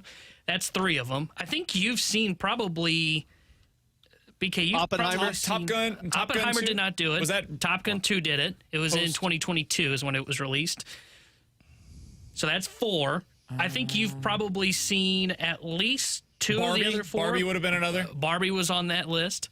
Man, Barbie did it, not Oppenheimer. That's Yeah. wild. Oppenheimer didn't miss it by much, but Barbie did beat it out at $1 billion. What else has been a big movie what else since has been? 2019? So you're missing 3. One is Marvel, one is made by Disney, and then one is based on a video game characters, I would say. The Last of Us? No, that was a TV show. Video game. Yeah. That one I'm not familiar with. I don't know if you guys are good. I'll just tell you that one. The Super Mario Bros. Movie crossed over $1 billion post-pandemic. I think it was 2021 was when it was Spider-Man? released. Is that the one that... Spider-Man Homecoming made the list. It crossed over $1 billion. So then there's one more. And I think You said it's you've Disney? seen it. Yeah, Disney has made it. And there's like 3 more coming out, and they were all filmed like at the same time. Avatar? Avatar: The Way of Water is Gotcha. the 8th movie post-pandemic that has crossed we $1 did pretty billion. good on that, Alex. I feel pretty good about the way that we performed in that list. Well, you're muted, so I we've can't hear lost what you're saying, but Ferrario. Alex is definitely talking right now. Yeah. Alex is going to attempt to unmute It was himself so now. mind-blown by what I found for the junk drawer today. I feel like we did pretty well. Yeah. What was number 1 on that list? The So, highest grossing film since This 2020? doesn't tell me what number 1 is. Okay. It just tells me kind of the 8 that are there when I saw this list. I think number 1 is Barbie, if I'm not mistaken. I will have to double check that. But yeah, I was thinking, because I was like, okay, I feel like most of you guys have seen these. I don't know if you saw Jurassic World. Spider-Man No Way Home I saw that one. is the number 1 highest is it? grossing film since 2020. So I've seen that one, Avatar, Top Gun, and Deadpool and Wolverine. So I've seen 4 of the 8 that have done it post-pandemic. Wait, this was... Which makes me feel pretty good. This list might be a little... You guys got me? Am I back? Oh, hey, you're back. I thought you were so I don't know what mind-blown by happened. the number. I was yelling Mario like 7 times, and then nobody responded. And then I was like, oh, hey, apparently I dropped off there. I think I might have been wrong there. Avatar: Way of Water made I think it probably was up there. $2.3 billion. And you know what's funny? Oh, my God, Avatar man. sucked. Oh, come on. That's just I thought it was good. I liked bad it. take. I Top enjoyed Gun it. even like the Maverick first made $1.4 billion. Barbie made $1.4 billion. Do you know what the highest... The top 3 were Avatar, Top Gun, and Barbie. And you know what the highest grossing film is of all time? I'm looking at it right now, so. Oh, well, Is then it, you'll is it Avatar. Avengers Endgame? No, it's Avatar. Oh, it's Avatar? Avatar at $2.923 billion. crazy, dude. Where's Endgame at on that list? All-time Endgame is Second. second. 2.7 right. billion. So it was And then close. Avatar: Way of Water third. Yeah. What's Deadpool at now, T-Bone, in terms of All time, billion? it's let's see, it's in the top. 47th. Yeah, I would say it's 47th? cracked the top 55 of the 55 movies. I think that's gonna- It's just behind Jurassic Park, but will very likely pass Jurassic Park in the not I was too going to say, distant future. I think that's going to keep growing too. That's wild, man. Yeah. No wonder they keep making these things. I can't believe it. So when Make a boatload of money. when I looked People up this complain list, about them all the time, but they're good. I think all 3 Jurassic Worlds that Chris Pratt was in crossed over $1 billion. in the worldwide box. I don't know if it was in the States, but it did it worldwide, which the Jurassic Park franchise is kind of like Star Wars to the point like they have a cult following, and like no matter the movie that they put out there, people will watch it. I did not look. Do either of the Dune movies cross this threshold? No, they have not been this highest grossing. Interesting. A little surprised by that. I think they got to like 800 or 900 million. I think they're close. They're going to have more Disney movies. That's my current favorite franchise that's going, is the Dune franchise. Yeah, I think they've done an excellent job with it. I think it's Mine's good. the Fast and Furious. Oh, those definitely, I don't think any of those cracked. What's your favorite franchise of all time, Alex? Oh, my... and I'm not like Rocky. Set Marvel aside, like individual. If you're gonna go with a Marvel franchise, make it like a Spider-Man or. It's probably Rocky or Bad Boys. Bad Boys is a good one. Yeah, Bad Boys. It's rare that you find a movie that gets better than the original, and like Bad Boys 2, 3, and 4 have all been better than the original. And Rocky's the GOAT of like franchises. I mean, you Apollo Creed movies have been incredible, so like that one's up there also. I think mine, like, I don't know if I have one active, like, superhero-wise. I really enjoyed the Batman one. Yeah, mine would be Batman. Captain America was really good, but I think the new Captain America trailer made it look pretty good when they're kind of changing over the role to Anthony Mackie's character. I would also say I've really enjoyed both Avatar movies, and I'm, like, excited for the next, like, 3 that they've already filmed. So I would say that's probably up there on my list, too. If I'm going superhero, Deadpool beats all of them. Yeah, I'm not surprised to hear that by you. He's Alex, that's T-Bone, I'm BK. Coming up next... How are we going to evaluate Ollie Marmol's performance down the stretch, and how does it impact what the Cardinals decide to do with their roster, with their management, going into this offseason? We'll talk about that next here on 101 ESPN.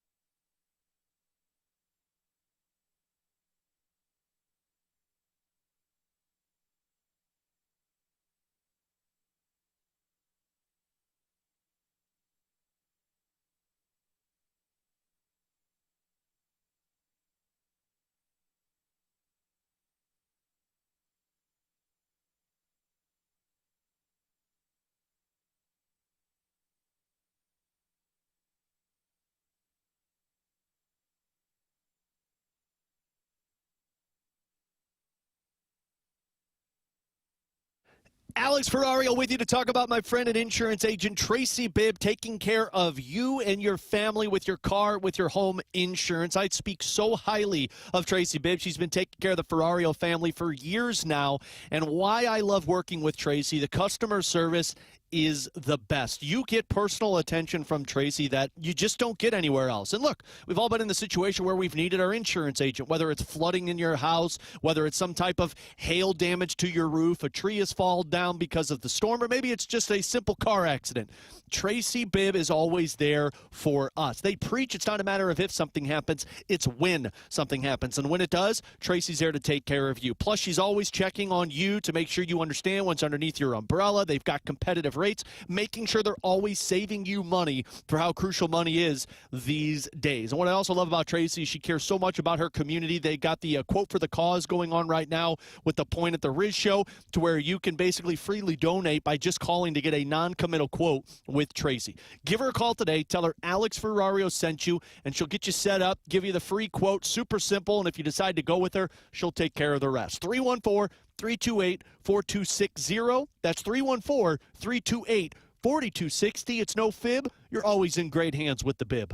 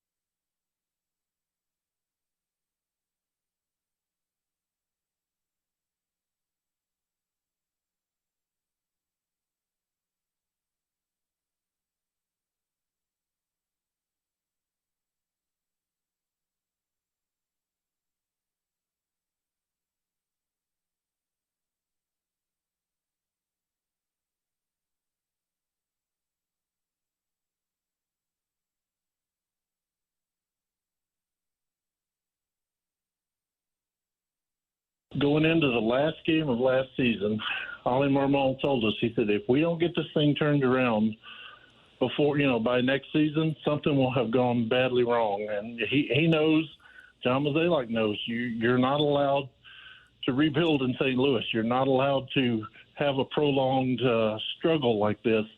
Do I think there will be changes? Yes, of course I do. I've covered, professional sports for 30 years. This is what happens when you don't win. There are always changes. And, who knows how far they go? Who knows if it's Mo that steps aside? Who knows if there's a managerial change? But, history always tells you that if things aren't going right, there probably will be changes. Last year, that wasn't necessarily the case. There weren't a lot of changes a year ago. It was the roster that they pointed to and said it wasn't good enough. It's got to get better. This year, I don't know that they can just do that. With Alex and T-Bone on BK, that voice you just heard was John Denton, who was on with the morning show earlier today. Alex, I don't think this was a bad team. I don't think it's a great team by any stretch, but as recently as a couple of weeks ago, this was a team that was 4 games above 500. They were going through kind of the weaker portion of their schedule, getting ready to play against the Cubs, a quick game against the New York Mets, and then Tampa, KC, and Cincinnati. And we all looked at that and said to ourselves, all right, this is when you start to make your run. And instead, it's been the opposite. They have lost the majority of those games in those series that I just mentioned. Lost 3 out of 4 against Chicago, lost the 1-game series against the Mets, and then have lost now 4 of their last 5 games against Tampa, KC, and Cincinnati. I don't think that means like they were a bad team and now they've always been a bad team. I think they were a slightly above average team that's playing really poorly right now. And they're about to go up against a horrific part of their schedule, which could lead to them losing a whole hell of a lot of games down the stretch. So the question here is, how do you evaluate Ollie Marmol in the midst of all of this? Because the roster clearly isn't great, but I do think it could be maximized more than it is currently being maximized. And I don't know if that's a him problem or a Mo problem. So what are you doing, Alex? As you're looking down the stretch, we look at the last 42 games of this season. How do you evaluate the manager? I don't put a lot of blame on Ollie Marmol for this season, and I know a lot of people probably do. I blamed Ollie for last season more than this season because that team was just in shambles. You heard ongoing arguments about the team and the clubhouse, and things just didn't feel right. That's not been the problem this year. I see more of a problem with a roster management of this team and the players itself. The problem for Ollie is somebody's got to be the fall guy because you can't just trade away everybody. It's the same thing that Craig Berube went through, to where you had somebody that you had to blame, and it was the coach that should have never been fired. And I think what Ollie's in the mix of is a little bit of what Craig Berube was in the mix of, in terms of it is very difficult to coach a winning team on top of developing players. You're in the between right now, and Ollie's in the same spot. You've got to make sure that Gorman and Wynn and Burleson and Walker all develop to be impact players, meanwhile still competing in the NL Central title with the Milwaukee Brewers and all of these other teams. So I look at this more as a problem for John Mozeliak in terms of roster management, in terms of the 40-man and guys moving up, down, not making the trades that they could have to maximize the team. And then I go to the players and say, you haven't lived up to the expectations that they needed you to be. Looking at you, Paul Goldschmidt, Nolan Arenado, Nolan Gorman, those types of players. But I do those two things before I even go to Ollie. Does he get a piece of the blame? Sure, because you're losing, and the manager needs to win. But I also look at other pieces as bigger reasons why this team has been in purgatory. For me, I'm going to be watching to see how he maximizes the roster. Not so much the development of the young guys, because that comes down to them. What do Jordan Walker, what do Victor Scott, what do Nolan Gorman do to earn playing time? But right now, we just talked about it earlier in the show, the way they're handling Jordan Walker. That's not maximizing the roster, in my opinion. That's not maximizing Jordan Walker in his roster spot. So I'm going to be keeping an eye on that in the home stretch of the season. And I actually, if you want to I would call it a tinfoil theory here. I put a lot of onus on him as keeping Brandon Crawford on the roster. And I know technically the front office is the one that makes that move. Well, the front office talks with Ollie.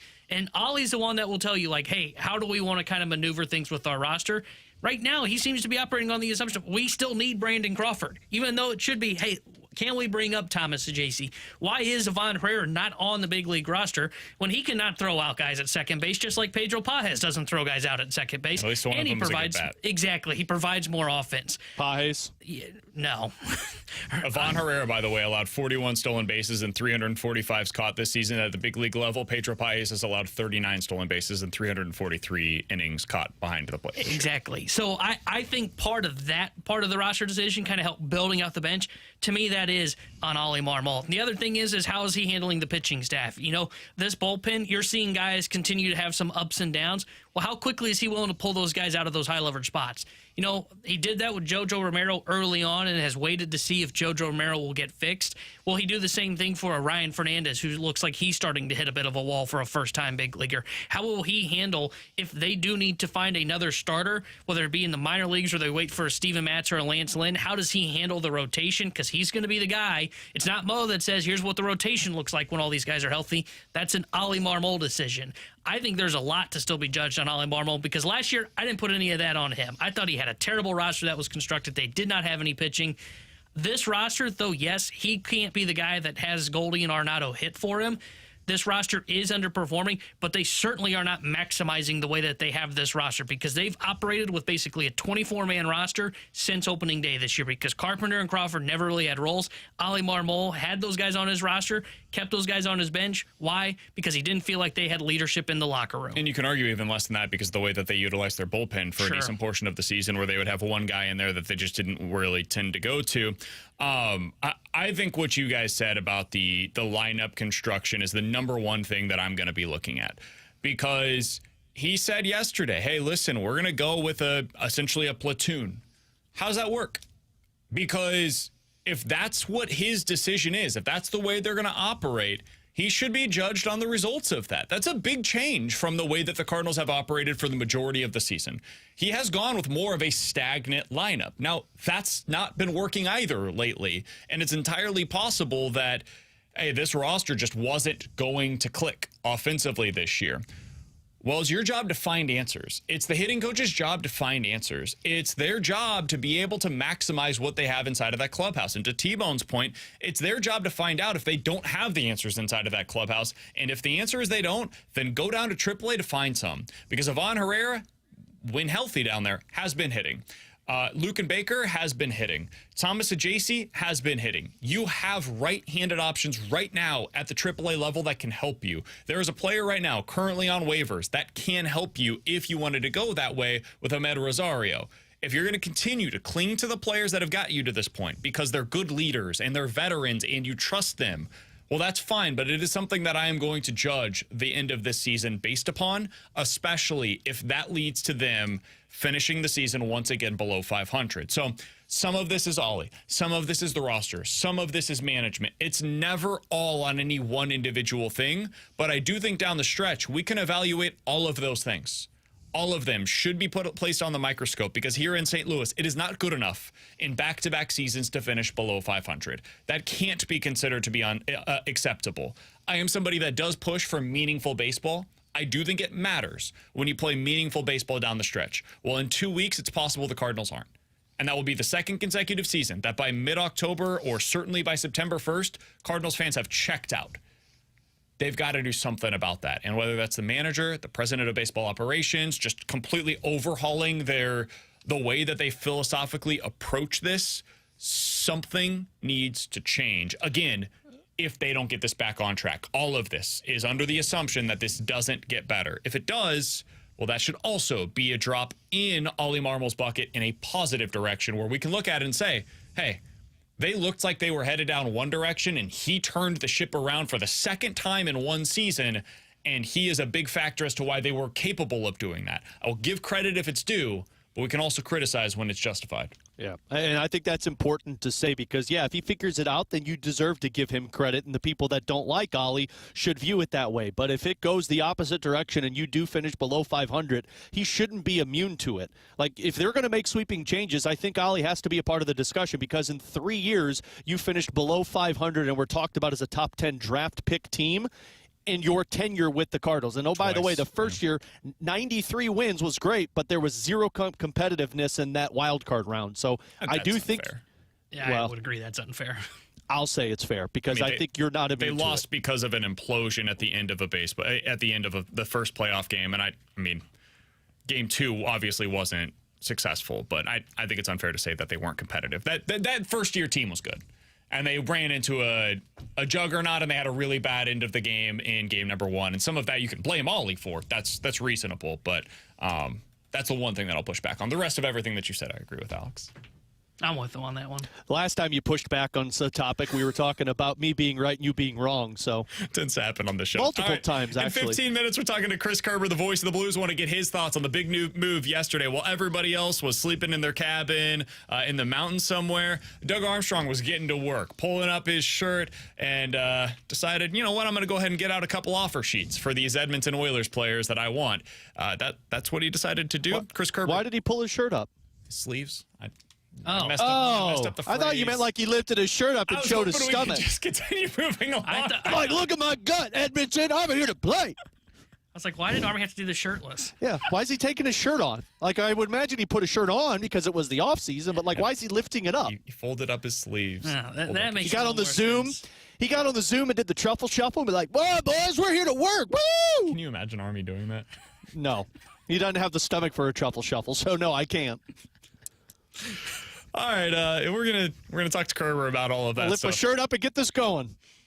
NFL Quick Hitters is next.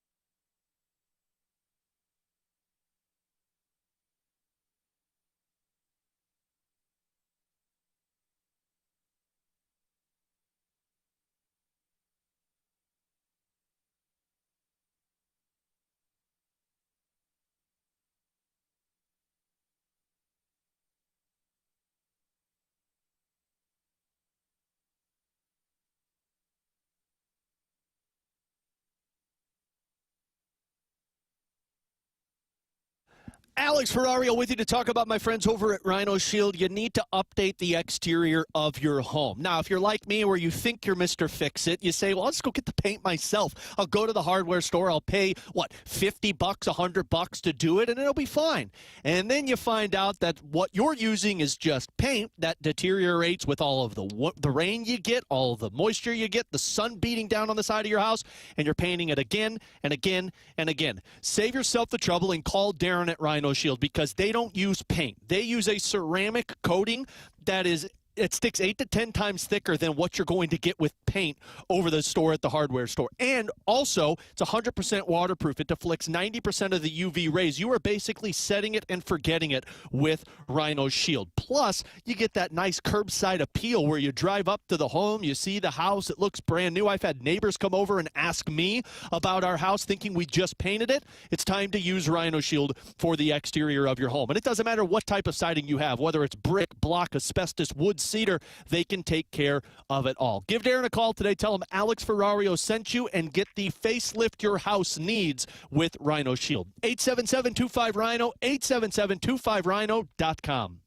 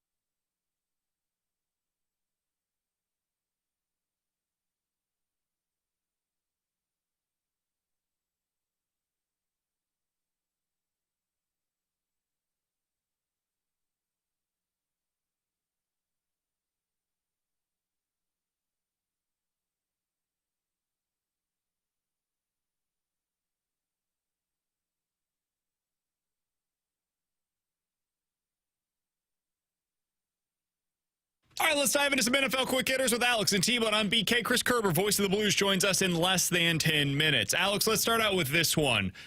Are you getting worried at all about what's going on with the Cincinnati Bengals, some of the vibes in camp, specifically because yesterday Jamar Chase decided, not going to camp today.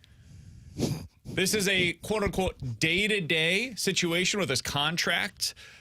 He joins Brandon Ayuk and CeeDee Lamb as wide receivers that are holding out. Alex, what do you make of this? How concerning is this if you're a Bengals fan right now?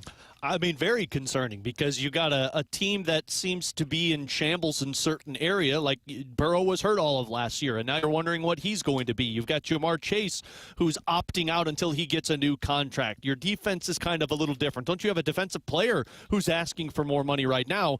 This is why when we did yesterday, who's more likely to go from worst to first in their division, I don't trust the Bengals to become the best team in that division because at least the Baltimore Ravens, even if I don't believe in Lamar Jackson in the postseason, at least the dude performs in the regular season, and his team is more connected than what Cincinnati is right now. They feel more like a team that could be on the outside looking in, chasing for a playoff spot than a team that could win their division. I think they'll ultimately end up being fine, but it is a little worrisome from the outside looking in. I think last year's record was more of Joe Burrow being hurt than it was the contract holdouts because they had this issue last year as well. But I think you said this yesterday, BK. They feel a lot like what Buffalo did last year, where it was, hey, there's all this talk around Stephon Diggs. Guys aren't happy. They want their money. And what happened? Buffalo made the playoffs. Now, granted, they end up getting bounced, and then tear it down, but they made the playoffs. And that's kind of how I feel with the Cincinnati Bengals. I agree with you guys. I don't like the vibes right now for the 49ers or the Bengals. And this could change as soon as like week 2, right? You get into the season, everything ends up being fine. But the 49ers have their number one, arguably, wide receiver who's like sitting out of camp right now and has been in the news basically since the moment that they lost in the Super Bowl when his brother tweeted out he's going to be on the Raiders starting on night 1 of next year anyways. Their number one left tackle, a future Hall of Famer, and Trent Williams, still doesn't have his contract resolved either. Training camp, not a huge deal for him, but I would like an older player to get, acclimated to playing football again sooner rather than later. And now Jamar Chase is sitting out of camp. I don't love it.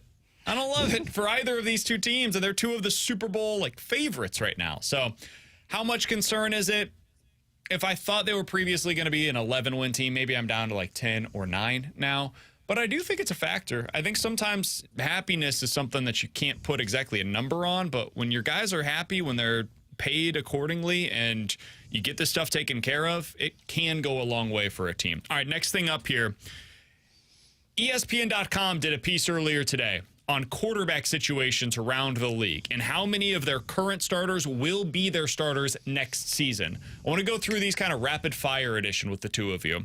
The Dallas Cowboys is where they started, obviously. Dak Prescott entering a contract season. Will Dak Prescott be the starting quarterback for the Cowboys next year? Yes or no? I say yes. Should he be? No.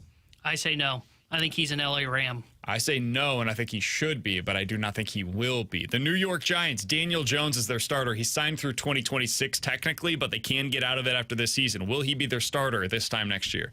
No. No. I'm with you. I don't think they wanted him to be the starter this year. Hey, what gave that away? Hard Knocks? Yeah, Hard Knocks made it pretty clear. They desperately wanted to get out of the Daniel Jones business. Brian Dable's not in a good place. New Orleans Saints, current starter is Derek Carr. Will he be the starter this time next year? I'll say with yes. The Saints. I'm going to say no. I think the Saints, at some point, the Saints need to blow it up. They've got to realize it. I'll say no. Dude, their offensive line is a disaster. I think he's... that's a he bad made me no situation. because retirement due to injury. Yeah, I'm saying no as well. Atlanta Falcons, Kirk Cousins is their starter this year. Is he going to be the starter this time next year, Alex? He signed through 2027. Yeah, I say he will. I think so as well. I don't think you'll see them move to Penix yet. I agree. I don't think that's ready yet. I think that's 2 years away. The LA Rams, T-Bone, we're coming to you first. The current starter is Matt Stafford. He's technically signed through 2026, but as we've talked about previously, he basically changed all of that guaranteed money to just come to him this year, moved some of that up. Will he be their starter this time next year? No. I think the Rams have set his contract up, and it sounds like he wants multiple years, and I don't think the Rams want to pay an older quarterback. So I say no. I believe they either go youth movement or they end up going after Dak Prescott. Yeah, I say no also. I think they go youth movement. I think you're going to have to go after a younger quarterback.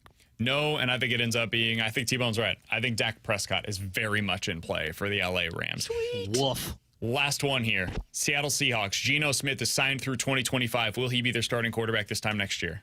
No. I'm saying no. They've got a new head coach in there this year. I think this is the last season of Geno as their starter. I think they go out and get a first-round pick at quarterback next year. That's kind of where I am. I don't know, though, if this is the year for the draft for these teams. And, I think they're still going to be too good to get, a super high pick. But I'll say no, so I think they'll figure it out. Brady Cook will be there in the top 10. Oh, I love it. With Alex Ferrario and Taylor Hendrickson, I'm Brandon Kiley. Coming up next, Chris Kerber, the voice of the Blues, here on 101 ESPN.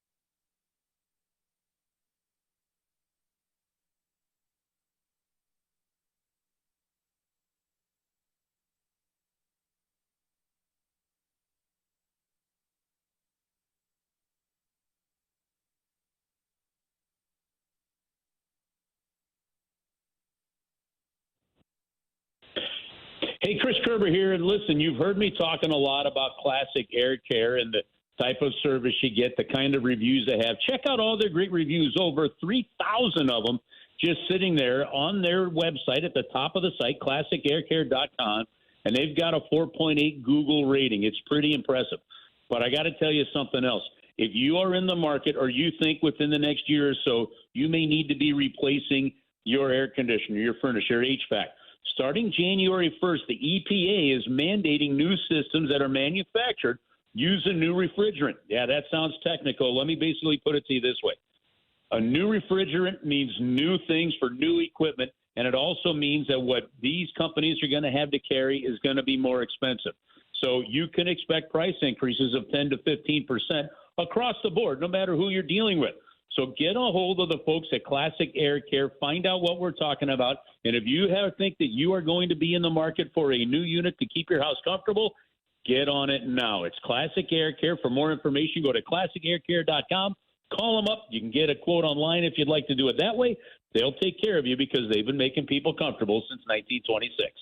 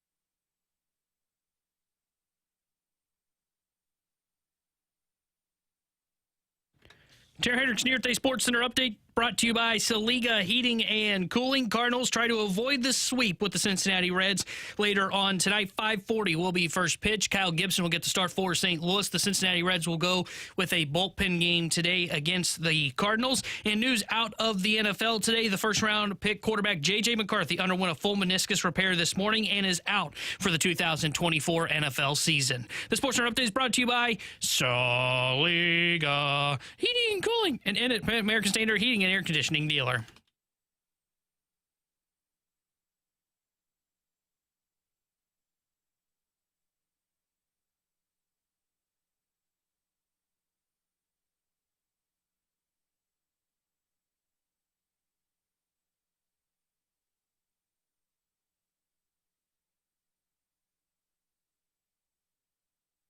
With Alex Ferrario and Tanner Hendrickson, I'm Brandon Kiley. A little bit of news to pass along. If you're going to play the lineup game, go ahead and turn down your radio for the next 10 seconds or so, and then you can turn it right back up as we're going to talk to Chris Kerber, the voice of the Blues, momentarily. The news Cardinals related is that Jordan Walker once again not in the lineup. It is expected to be at least a bit of a bullpen game today for the Cincinnati Reds. They have primarily right-handed right-handed pitchers in their bullpen, so that's most of what you're going to see today. So if they're truly going to platoon him, it makes sense that he's not going to be in the lineup. However, they do have Tommy Pham in the lineup today against mostly right-handed pitching. But BK, I thought he only hits lefties. Yeah, it's a little inconsistent, but whatever. It is what it is. Let's go talk about the team that's been aggressive, that's been interesting, and had made a couple of moves yesterday. That's the St. Louis Blues. Chris Kerber is the voice of the Blues, and he joins us now on 101 ESPN. Kerbs, let's get right into this thing. The two offer sheets sent to a couple of young players, former first-round picks from the Edmonton Oilers. What'd you make of the news when you saw it yesterday? Well, I didn't see it coming. I mean, obviously, I had not talked to Doug Armstrong, nor is he going to call me and say, "What do you think?" But I listen. It fits everything that is Doug Armstrong. It fits everything that they said they want to do. It fits the type of players that they're looking for from an age standpoint, from a potential term standpoint, and then when you try to project it out, if you do end up getting these two players, what it means from a roster competition depth standpoint, it also fits the MO that has been Doug Armstrong in building a team. So. I'll tell you one. This is the only thing I know for certain when it comes to this, right? Doug Armstrong told everybody what the plan is going to be. He was very public with it. He's going out and he's showing you he's trying to do it, and I think that's all you can ask for right now. I mean, he's doing his part. Now you just eventually have to wait and see how it plays out on the ice. Curbs, when I saw both names, the one that got me excited was Philip Broberg, mostly because it's a 6'3" left-handed defenseman that has top four potential. Do you believe that was the more critical offer sheet over a Dylan Holloway? Yeah, I do. I do think it's probably the more attractive player, but that is only based really on where the Blues are not as deep, I think, from a prospect pool standpoint, or not just prospect pool, but that second-year type player that's ready to maybe make a step up in the league. Look, Broberg is one of those players where, and Holloway for that matter too. It's hard, and we've seen it here in St. Louis. It is hard to move your way up the lineup when you already have a team that is built to compete for a Stanley Cup. It is very difficult for young players in that situation. So, he's got more of an opportunity here in St. Louis immediately than maybe he would have had initially, both of them in Edmonton. What's fascinating to me is you look at what the depth chart looks like if you inserted both of them in there. Man, and there is what is going to be, if people are healthy, some nasty, fierce competition to make this roster. That's a good thing for a team that's in transition. Curbs, what have we learned about the way that Doug Armstrong is approaching this retool based on what he's done this offseason, in your opinion? Well, number one, he himself has talked about the fact that this is something he's never really done, right? He was let go by a team, obviously, when the Dallas Stars, before they did the rebuild, the Blues had already begun the rebuild and had the David Backuses, the TJ Oshies, the Berglunds, the Petros, and that kind of stuff in the mix. It was just getting them, over the top there. If you go back to when Doug Armstrong was first named general manager, and some of the very first things he did, he made the trade to get Tarasenko at 16. He went ahead and he acquired, Matt D'Agostini from the Montreal Canadiens for Aaron Palushai. And people go, what the hell does that mean? Well, Aaron Palushai was originally a second-round pick of the Blues back in 2007. Doug Armstrong didn't think that Aaron was ready to play. D'Agostini had shown that he could play in the NHL, and Doug Armstrong advanced that prospect in terms of a guy that could play in the league right now.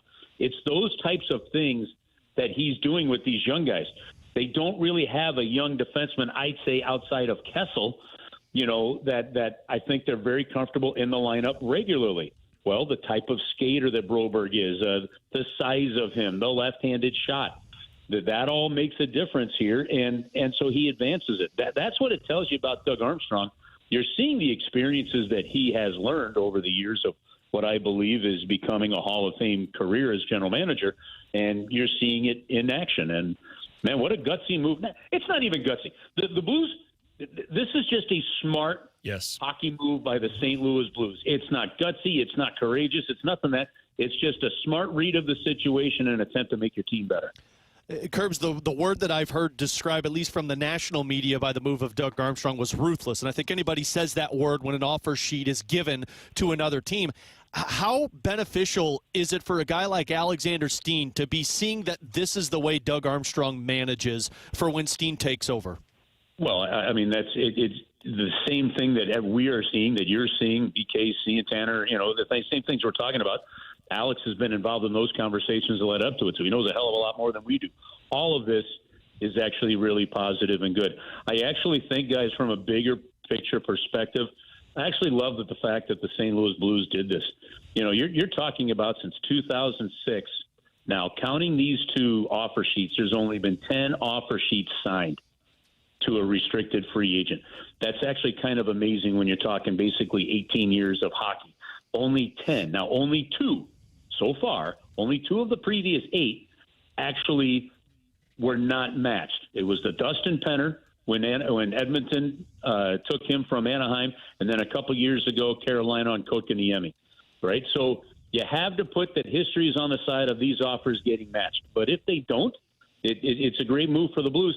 I actually think if you're a hockey player, think about what this means for Broberg, or for Holloway. It advances their status. It gives them a chance to be full-time players. It gives them a team that wants them if they end up going. It forces the Edmonton Oilers to basically play them, too, in that situation, or to have to keep them because you can't trade them if you accept it, that kind of thing, for that first year. Those are all things that I think are actually good, and I love seeing it in action. I mean, that's why RFA is a thing, right? Like, if you're a player, if you're the Players Association, the whole point is, hey, there's more than just your team that can negotiate with you. And if that's not the case, it ceases to have any real value. At that point, you're basically just having an arbitration process, which is what Major League Baseball does. And that's very different. So, yeah, this is a good thing for fans as well, because movement can be good, man. Like, if you're a team or if you're a fan base that's rooting for the Blues here in St. Louis, it's better for you if this becomes an option. If it's not just unrestricted free agency, but your team can go out there and they can make trades. They can go into RFA status, and there's other ways to be able to improve your team. I thought you mentioned, Kerber, an important piece of this. And we're talking to Chris Kerber, voice of the Blues, for just another couple of minutes here on 101 ESPN.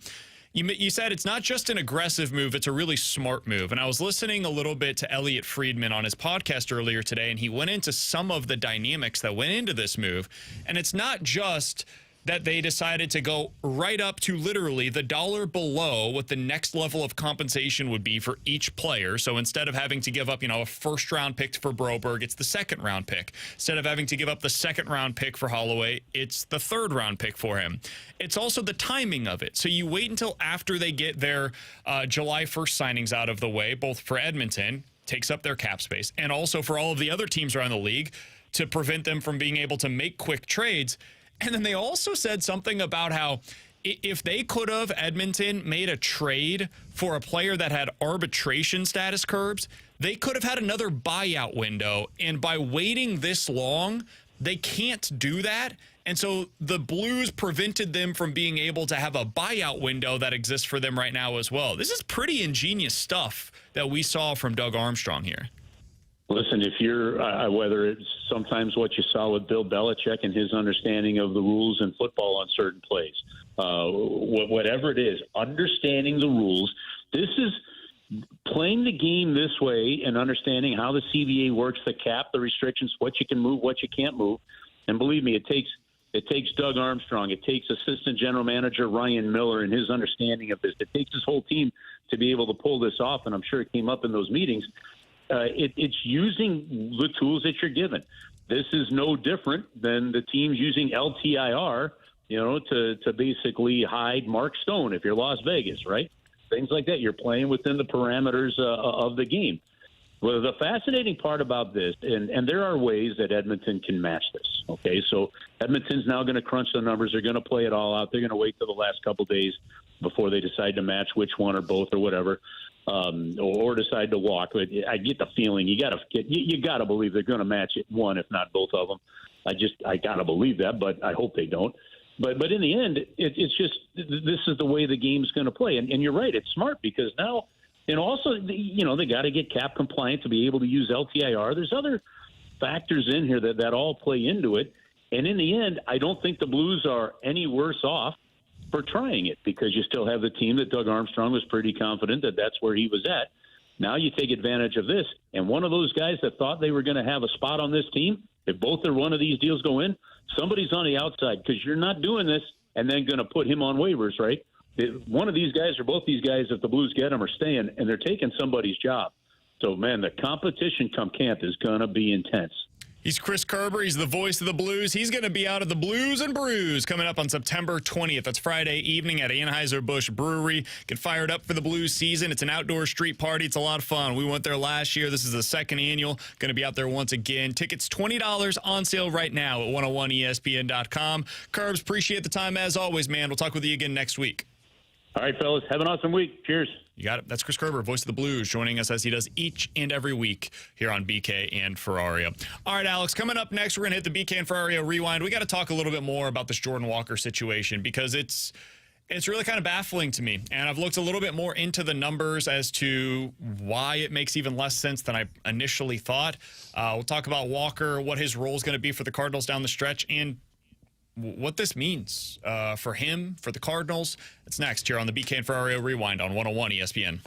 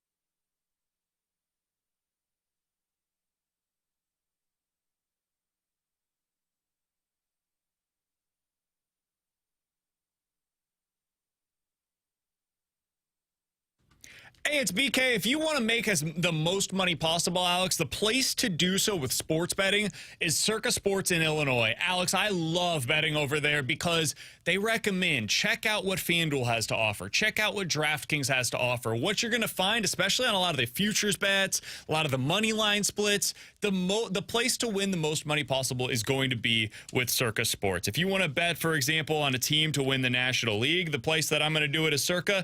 Padres plus 675 right now. Diamondbacks plus 875. Those are the two hottest teams in the National League. You can bet on them over on the FanDuel Sportsbook to win the National League. The other bet that I personally love, Kansas to win the Big 12 this year, 8-1 over on Circa, 7-1 on the FanDuel Sportsbook. Alex, we're betting over on Circa. We absolutely are. Everything about Circa is the best to have. Look, we've all had issues with sports betting apps in the past, but the customer service with Circa Sports is the best. You get issues resolved in a timely fashion. You're always speaking to somebody, not a chat bot. The people that run the app for Circa Sports Illinois are the same people that run Circa Resort and Casino in Las Vegas. So download it today. Make all of your bets on Circa Sports Illinois. If you or someone you know may have a problem with gambling, call 1-800-GAMBLER or text ILGAMB to 833-234.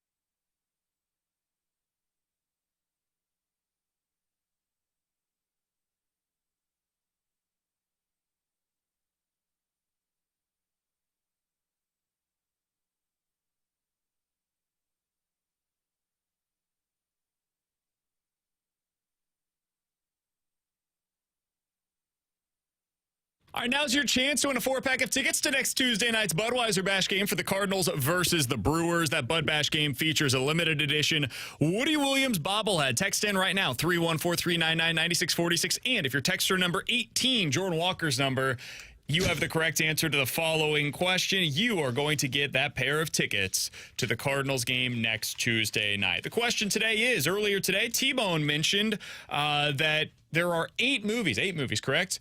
Since 2020, since the COVID pandemic, that have earned at least $1 billion. During that conversation, we talked about which movie has grossed the most money.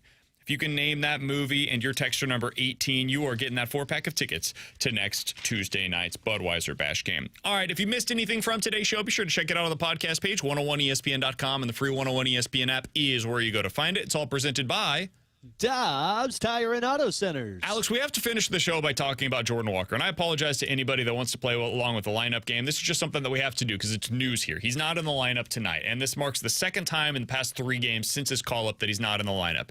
He is clearly going to be a legit platoon player, which means he's exclusively going to start for you against left-handed pitchers. And today, the Reds are going with somewhat of a bullpen game, and the majority of their bullpen arms are right-handed. It's possible he gets a pinch hit situation against a lefty, but they're trusting other players over him, including right-handers, to go up against right-handed pitchers. Alex, they've got Kershaw this weekend, so have an opportunity to start, I would assume, in that game. Not exactly an easy matchup for somebody like Jordan Walker. But beyond that, you look at what's coming up for the Cardinals. There are not very many left-handed pitchers on the schedule currently. Beyond this, the next one against Kershaw, you have no other lefty starters expected to start going through what's currently available on August 24th. What are they doing? Why are we doing this? But they're ruining Jordan Walker is what they're doing. They're making Jordan Walker a platoon player when he shouldn't be a platoon player. He should be an everyday player. You mentioned the numbers earlier of what he's done in AAA against righties. He's better against righties than lefties. Go back and look at what he did last year against righties versus lefties. Each of the past 3 seasons, he's been better against righties than lefties. Yeah, 823 OPS last year with a 465 slug against righties. You know who's been not good against righties? Lars Nootbaar, who's got a 722 OPS against righties. righties. Like, I would be playing Jordan Walker in the lineup. Tommy Pham doesn't hit righties as well as he hits lefties. I don't like it. You're breaking Jordan Walker, and I am very upset. Yeah, I just think it's silly. I don't think there's a lot of evidence that suggests that this is actually the smart way to operate. Jordan Walker's been better against righties than lefties, so I don't understand why he suddenly can't hit righties in the minds of the Cardinals organization. If you're going to approach it this way with a right-handed bat being a platoon guy, just call up somebody else, man. Don't do this with your number one prospect. Call up Luke and Baker. If you need somebody that can just come up and bash against left-handed pitching, he's your guy. He's been doing it down to the minors all season long. Give him the chance. It's silly. I don't understand it at all. If you want the entire lineup, though, Fastlane has you covered on that. They're coming up from 2 to 6. I am out the rest of the week. Alex and T-Bone have you taken care of, though. So for Alex and Tanner Hendrickson, I'm Brandon Kiley. Have a fantastic rest of your week. We'll talk to you guys next, whenever you guys are back, and I'll talk to you guys next week. We'll be here tomorrow. Here on 101 ESPN. Doug Armstrong was getting to work, pulling up his shirt. Why did he pull his shirt up?